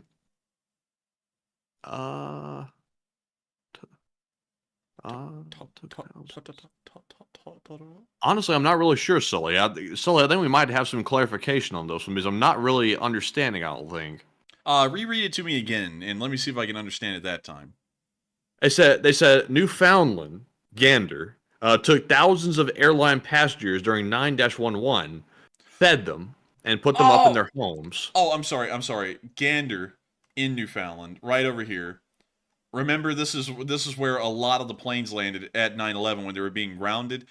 And isn't this where that disaster happened with the two 747s where they collided and it was like the deadliest air accident to ever occur? I'm not really sure. Let's see here. Let's see. Aero Air Flight 128. And this one was at Gander. How many people died? 256 people. Damn, that was a lot of people. My goodness. And so there was an accident that happened there. I forgot which one it was where the two 747s collided on the runway and killed pretty much everyone on board. But yeah, Gander actually, that is actually a really cool fact. And now that you reminded me of that and I heard it again, now I understand. Yes, Gander did do that. And that is really cool. Huge shout out to Gander in the literal middle of Newfoundland. Out there in the middle of nowhere for the most part, doing something that was actually pretty incredible, taking in hundreds of people in a town that I believe doesn't have really a little bit more than just a few thousand people living in it. But still, thank you so much once again for support. I hope that does address that well. And thank you once again, Sully Canuck, for being our Lee Spring Army Navy member and also a former veteran of the Canadian Navy. And so with that, thank you so much once again. I hope that has addressed that well. And we are on to the next one. And the next one goes to LSA Master Sergeant Figment, who puts in that $10 donation. Just check out North 9th Street in East St. Louis if y'all want to see a Midwest Hood review. And when I was in college, I would have to drive through there to get to the airport to fly home, and it sucked. East St. Louis, we found it. All right, let's take a look. See, this is in East St. Louis. All right, we're going to be going into hell, folks. Get ready. We're going into hell. Holy moly, there's a transit. Let's see here. This isn't. We don't have that here. We don't have none of that. Metro, forget it. We have none of that. It looks like they demolished most of the buildings that were on this street. Like it's just emptiness these days, as it should be. Well, they have one building left right there, but I'm not sure if that thing it is occupied. Apparently, I'm guessing. That's kind of interesting. But as a whole, because 9th Street, North 9th Street, maybe if we go up it a little bit more. Oh, sorry. No. Actually, North 9th Street doesn't go north to south. It goes east to west. What am I talking about? Okay, so let's drop down here. Yeah, now this is East St. Louis. This place is rough. Like, this place, it actually is rough to the point it gives Alabama a pretty good look, a great look, as a matter of fact. This place is wildly rough. I think there's only 10,000 people living here, and it was a city that originally housed about 110,000 people, but due to a whole bunch of economic despair in the area, pretty much everyone moved out, and now it's just a crime-ridden hellhole that hardly anyone lives in. But yeah, this is a rough place, by no doubt. You can see that right here. It's pretty much completely abandoned. It may as well be like a modern day ancient Rome, like just falling apart and completely abandoned to the elements. But still, thank you so much once again for the support, LSA Sergeant Figment. And I just want to make sure this is 9th Street, and it does say North 9th Street right there, and it says 401 North 9th Street right here. Sorry for picking the wrong one at the beginning, but this certainly is it. In this place does suck. This really does suck. But still, thank you so much once again. I hope that does address that well. And with that, we are on to the next. But thank you so much once again, LSA Master Sergeant Figment, for being an absolute legend of Lee Spring Army and helping this channel to keep on running. And with that, we are on to the next one. And up next, a big shout out to Omega 6K, who put in a $5 donation. And no comment on this one, but huge shout out to Omega, and thank you very much for that support. And we also have a 5 from CK Bold, and he said, take a live chat question. He puts in the regular, the number 5, and we shall grab a live chat. We're sponsored by CK Bold, and this one goes to Eugene Minton, who says, what if Russia is violating Western airspace to fire missiles at Ukraine to claim that a different nation did it? I would doubt it a little bit. What if, and man, I get it. One second, I'm going to have to actually open up Outlook because, to be honest, the coffee didn't hit again tonight, and I'm trying to sit here and remember the whole thing, and it's like, I'm telling you, man, that is mental gymnastics right there. So let me go open up the spreadsheet really quickly and get down there. So, let's see here. What if Russia is violating Western airspace to fire missiles at Ukraine? Probably not, because where they're violating the airspace is up in Sweden, and they're not going to be firing missiles from Sweden across all of Europe into Ukraine without that being noticed. So I'd highly doubt that, in my opinion, Eugene. But if they did that with Poland, even then that would be very difficult to do, because if they violated Polish airspace, the Polish have eyes on the aircraft, then the aircraft fire weapons from inside of Polish airspace, and the blame can't be moved to anyone because everyone clearly sees that it would be the Russian Federation firing the weapons just from someone else's airspace. And so with that, I hope that does address that fairly well. And thank you once again, CK Bull, for sponsoring that live chat and helping this channel to keep on rolling. And with that, we are on to the next one. And our next one here goes to Eponymous Moose, who puts in a 5, and thank you very much for that support. I would like to hear the story behind the change of lyrics for the white and gold. The change of lyrics. Okay, so actually that will require me to go pull up Sono AI. Let me go get it. Am I still logged in? Library. Oh, I'm not logged in? Come on, that's ridiculous. But anyways, I made the anthem on Sono AI, and I tried to find like the best way to explain it in a short form. Is I tried to make lyrics that would make a good bit of sense and convey what the Lee Spring Army is, or at least what we do, but also make it classy sounding and have really good lyrics. And so I spent literally hundreds of attempts trying to make that song what it was, and then finally it turned into what it is. We actually posted the lyrics on the community page of the YouTube channel, and I believe it goes from beginnings bold to futures untold. The white and gold will forever unfurl. Our armies will march united forever into the futures untold, futures unknown. And then the second stanza, because it only is a 2-stanza anthem, says, for the Lee Spring Army will stand up bold as the battle's rage soundly whirl. Our armies will stand steadfast forever into the futures untold, futures unknown.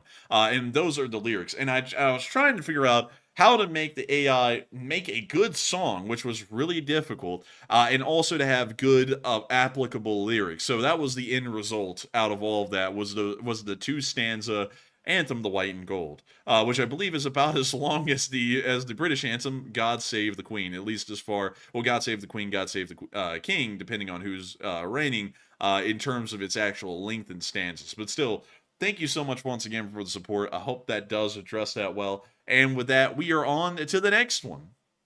And we have a 5 from Nick LSA. And huge shout out to the first couple of the LSA and also Carrie Ann as well. And they said, hello, Andrew and Matt. I hope you are doing well and keep up the great work. And please take one from the chat. LLT LSA. And of course we will. And I got to thank you so much for the support. Nick LSA, part of the first LSA couple, Nick and Carrie Ann. And I got to say, we are doing well, and we are going to be keeping up that great work. And we will make sure to take one from the chat. And I got to thank you so much once again, Nick LSA, for the support and helping this channel to keep on running. And of course, long live the Lee Spring Army, and the Lee Spring Army will never die. And so, Matthew, what do we got for a live chat? I'm stuttering so much. So this one goes to Muskrat72, who says, with Ukraine isolating Crimea, is it possible for a breakthrough along the coast to Crimea? A breakthrough would not be possible. Special forces raids, yes, but the Ukrainians do not have the naval logistics or ability to be able to drop off a large amphibious force in Crimea and conduct a breakthrough that way. So while the Crimea is largely unprotected, Ukraine also has absolutely no ability to exploit this vulnerability in the Russian defenses. And so with that, I hope that does address that well, and I thank you so much once again for sponsoring this channel, Nick LSA, and helping us to answer that live chat. And with that, we are on to the next one. And this one goes to Haviland Tough, who puts in a 5 and says reports say that Ukrainian drone forces are almost completely cutting off the supplies to Kharkiv before they can get the forces in Ukraine. And I thank you so much for the support, Hyvel and Tuft, and that is actually true. We actually reported that a little bit earlier in the news because Ukrainian drones are conducting a very good job at supply and reinforcement interdiction in the Vovchansk offensive. So that is completely correct, Hyvel and Tuft. And thank you so much for the support and throwing that in so that way I can confirm that. And so with that, we are on to the next one. And the next one goes to the Noisy Cricket, who puts in a 5 and says, thanks for all you do, guys. And thank you, Noisy Cricket, for that support. And thank you so much, Noisy Cricket, for putting in all that noise for us. And so with that, thank you so much once again. Thank you for the kind words as well. And with that, we are on to the next one. And up next, we have 2 super chats back-to-back from LSA Master Sergeant Figment. Hey! The first one he puts in a 5, and the second one he puts in a 2. He says, if Russia goes into a civil war, what is stopping them from a nuclear standoff? And how would that play out if both sides have nukes? That is a very interesting question, LSA Sergeant Figment. One that we actually would not have a historical precedent for. If both sides of a civil war had nuclear weapons, I would actually believe that they would try and calm down the war for a little bit and enter a negotiating phase in the ceasefire, but that would probably fall apart, and we would probably start to see that tactical nuclear weapons started to be used. I don't know if intercontinental ballistic missiles would ever be used, fired from Russia into Russia, but tactical nuclear weapons probably would end up getting used by both sides at different parts of that war. So I hope that does address that well, at least in my opinion, but that's complete opinion and just complete interjection on my end because I wouldn't know. We've never seen a situation like that. So that would be my best guess. But still, thank you so much once again for support, LSA Sergeant Figment. And we are on to the second one from LSA Sergeant Figment. And in the second one, he says, smash the like button, jaga jaga. And also, smack that like button. And that is in order. And Jugga Jugga Igor! And thank you so much once again for the support and helping this channel to keep on running. Because it is folks like you who help to make this thing possible. I'll say Master Sergeant Figment. I'm so sorry. My brain is gone. But still, thank you so much once again. And we are on to the next one. And up next, big shout out to Jaren. Jaren put in a $2 donation, and we appreciate that support very much. And also, a huge shout out to you for helping to keep the channel running. And we also have a 2 from Boy, who says, but China paid Putin to bog down NATO. I don't think China did, because I don't think there's any amount of money that they could have paid them to really offset what's happening to them right now. So I would disagree with that personally. I don't think the Chinese paid them to do anything, because only an idiot would have done something like this, and there was no amount of money that would have stopped the consequences that have happened right now. But still, thank you for the support and throwing in your opinion, Boy. And with that, we are on to the final super chat of this segment, and then we're going to be moving on into the live chats. All right, and this one's going to go to LSA Master Sergeant Figment yet again, and he puts in a 2. He says 8 Mile Road Trailer Park is where Eminem is from. All right, so He's from a house though, because because he walked up to a house in a video that I saw of a documentary of him, and he knocked on the door and said, "Hey, I'm Slim Shady, can I come in?" And the lady said, "No, get away from my door." He's like, "But I'm Slim Shady, let me in." Get away! It's like, I don't think anybody in Detroit's gonna let any dude walk up to the door talking about, "Hey, I'm Slim Shady, let me in." They're gonna be like, "Get the hell away from my door!" It's like, who the hell are you? Dude, it's like that time that Jennifer Lopez showed up to her old childhood home, in like Los Angeles or whatever, and she was like, "This is where I lived." And there was some old lady standing out there, and she was like, "Do you know who I am?" And the old lady looked at her like she was crazy and went, "No." And then she was like, "I'm Jennifer Lopez." And the old lady was like, "Okay. And I was like, oh no. But let's see here. Let's drop down back again on that 8 Mile. It is Highway 102, 8 Mile Road. Let's take a look at it again. And let's see what we got. This is the suburbs. I'm not hearing any different. I'm not hearing any different at all. Dagnabbit. Eminem may have come from this place, but Eminem wasn't molded by this place. I'm telling you, because there's no way. This looks like Mobile Highway in Montgomery, Alabama, probably the same level. Yeah, I mean, man, if these kinds of streets can make rappers hard, dude, we got to be like diamonds right now, man. Because because we grew up in places worse than this, believe it or not. It's these kind of streets that make rappers hard. But that's what they say. They're like, "I grew up in the streets. they may be hard. It's like, no, they didn't. It's like, no, they didn't. You're living in a suburb. It's like, get out of here. That's bullshit. You'd like, this is nothing that bad. I mean, maybe if you're living in Vovchansk right now, maybe, but no, not this. Never. This just isn't it. I mean, you got a Taco Bell. You're not that bad off. You're fine. You're good. How far does 8 Mile go? I guess it goes 8 miles. Jeez. Like, that's pretty far, man. But anyways, with that, I hope that does address that well. And I thank you so much once again for support and helping this channel to keep on running. And with that, while Matthew's dying, we got one more super chat to cover, and then we're going to be moving on into the live chat. So what do we got, Matthew? And this one goes to Hyveland Tough once again. He puts in a 2. It says, when will the LSA challenge coins be produced? Good question. The LSA challenge coins will be produced soon, trademark. Hopefully. We don't know when, but we're planning on it. Oh, man. Oh, you gotta be kidding me, Matthew. Why in the world do people take it that way? Because that's what they say. That's what they say. That's what they say. It's just the way you said it. You didn't phrase it right or something. It came out wrong. Look, man, I can't help that, all right? Because we don't act like that. Like we... and let's see, the Observer said, I swear the Enforcer is trolling us on 8 Mile. No, I'm not. It's 8 Mile in Detroit. It's this road right here.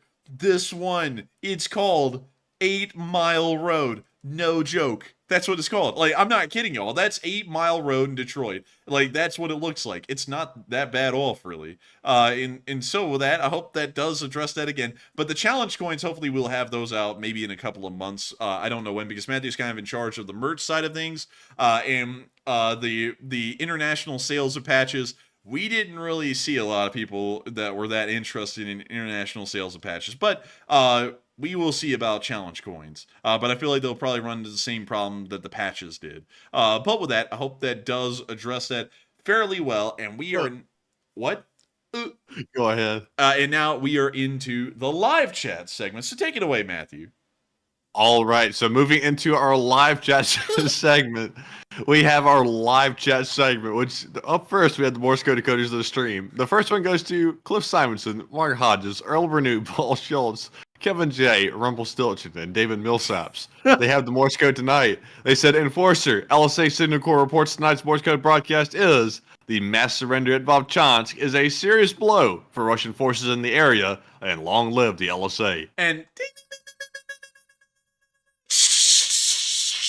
that is the sound of money, and y'all got that dead on the nail. That was the Morse code message of the night, and I gotta congratulate y'all for getting that correct on the 843rd day of the war, because y'all have been doing incredible work at that. And just like we were saying about 8 Mile in Detroit, Vovchansk are the streets that will make the Ukrainians hard. And so with that, I gotta thank you so much once again for the support and helping this channel to keep on running. Because if it wasn't for folks like you, we wouldn't be able to make this thing possible. And so with that, thank you once again. I hope that does address that well. And with that, we are now on into the live chat segment, which I'm sadly going to have to cut down tonight for time reasons, and also because the coffee once again wore out pretty quickly. I'm going to start turning into everyone who ever does anything and be like, I need more coffee, and then I'll be drinking like 2 whole cups of cold brew before we come on air. But Matthew, we are on to the 5th to last question of the night.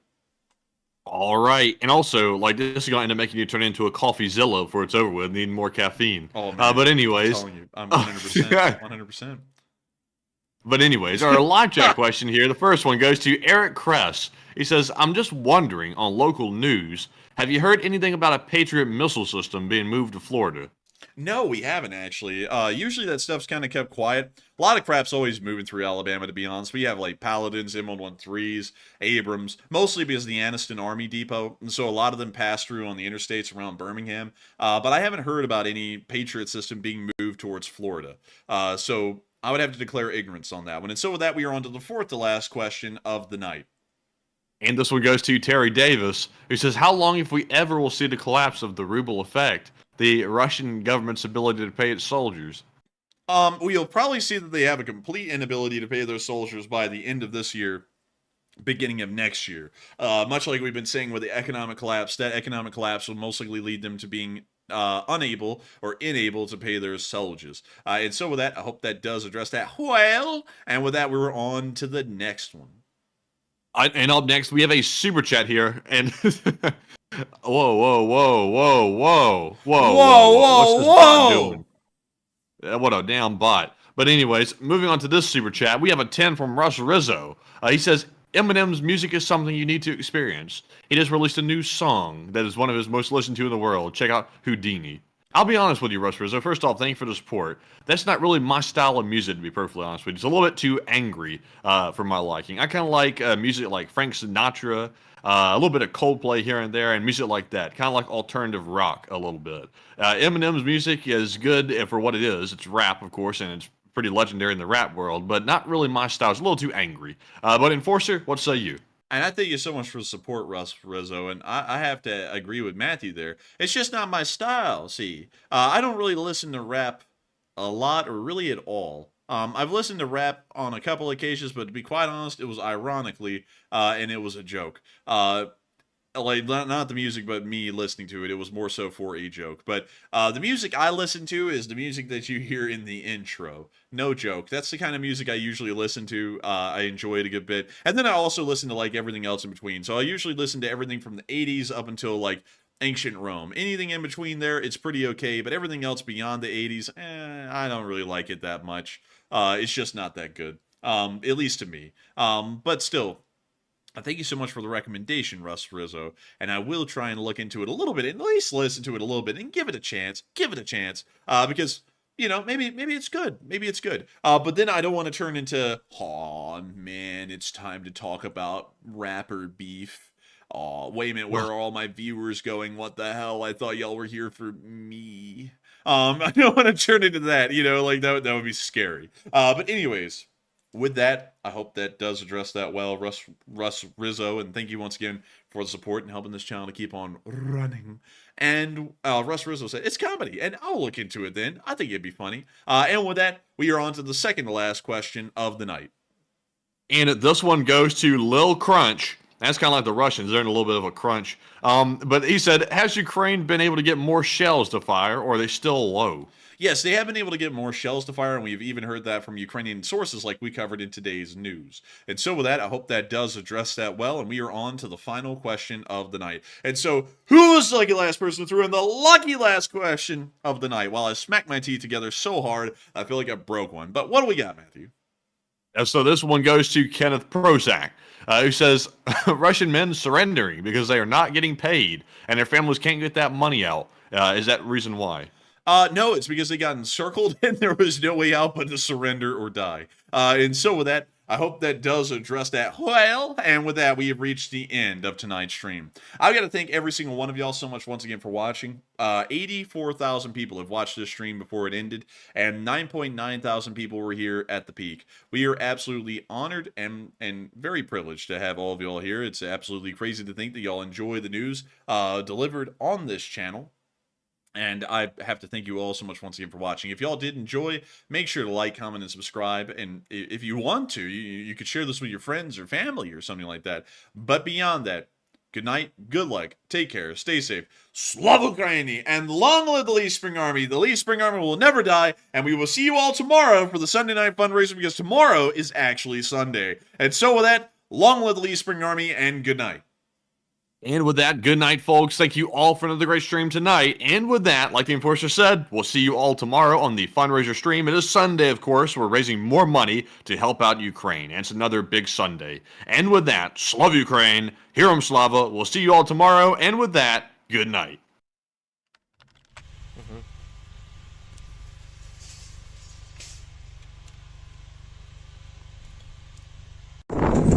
Yes. The Spring Army sends its regards.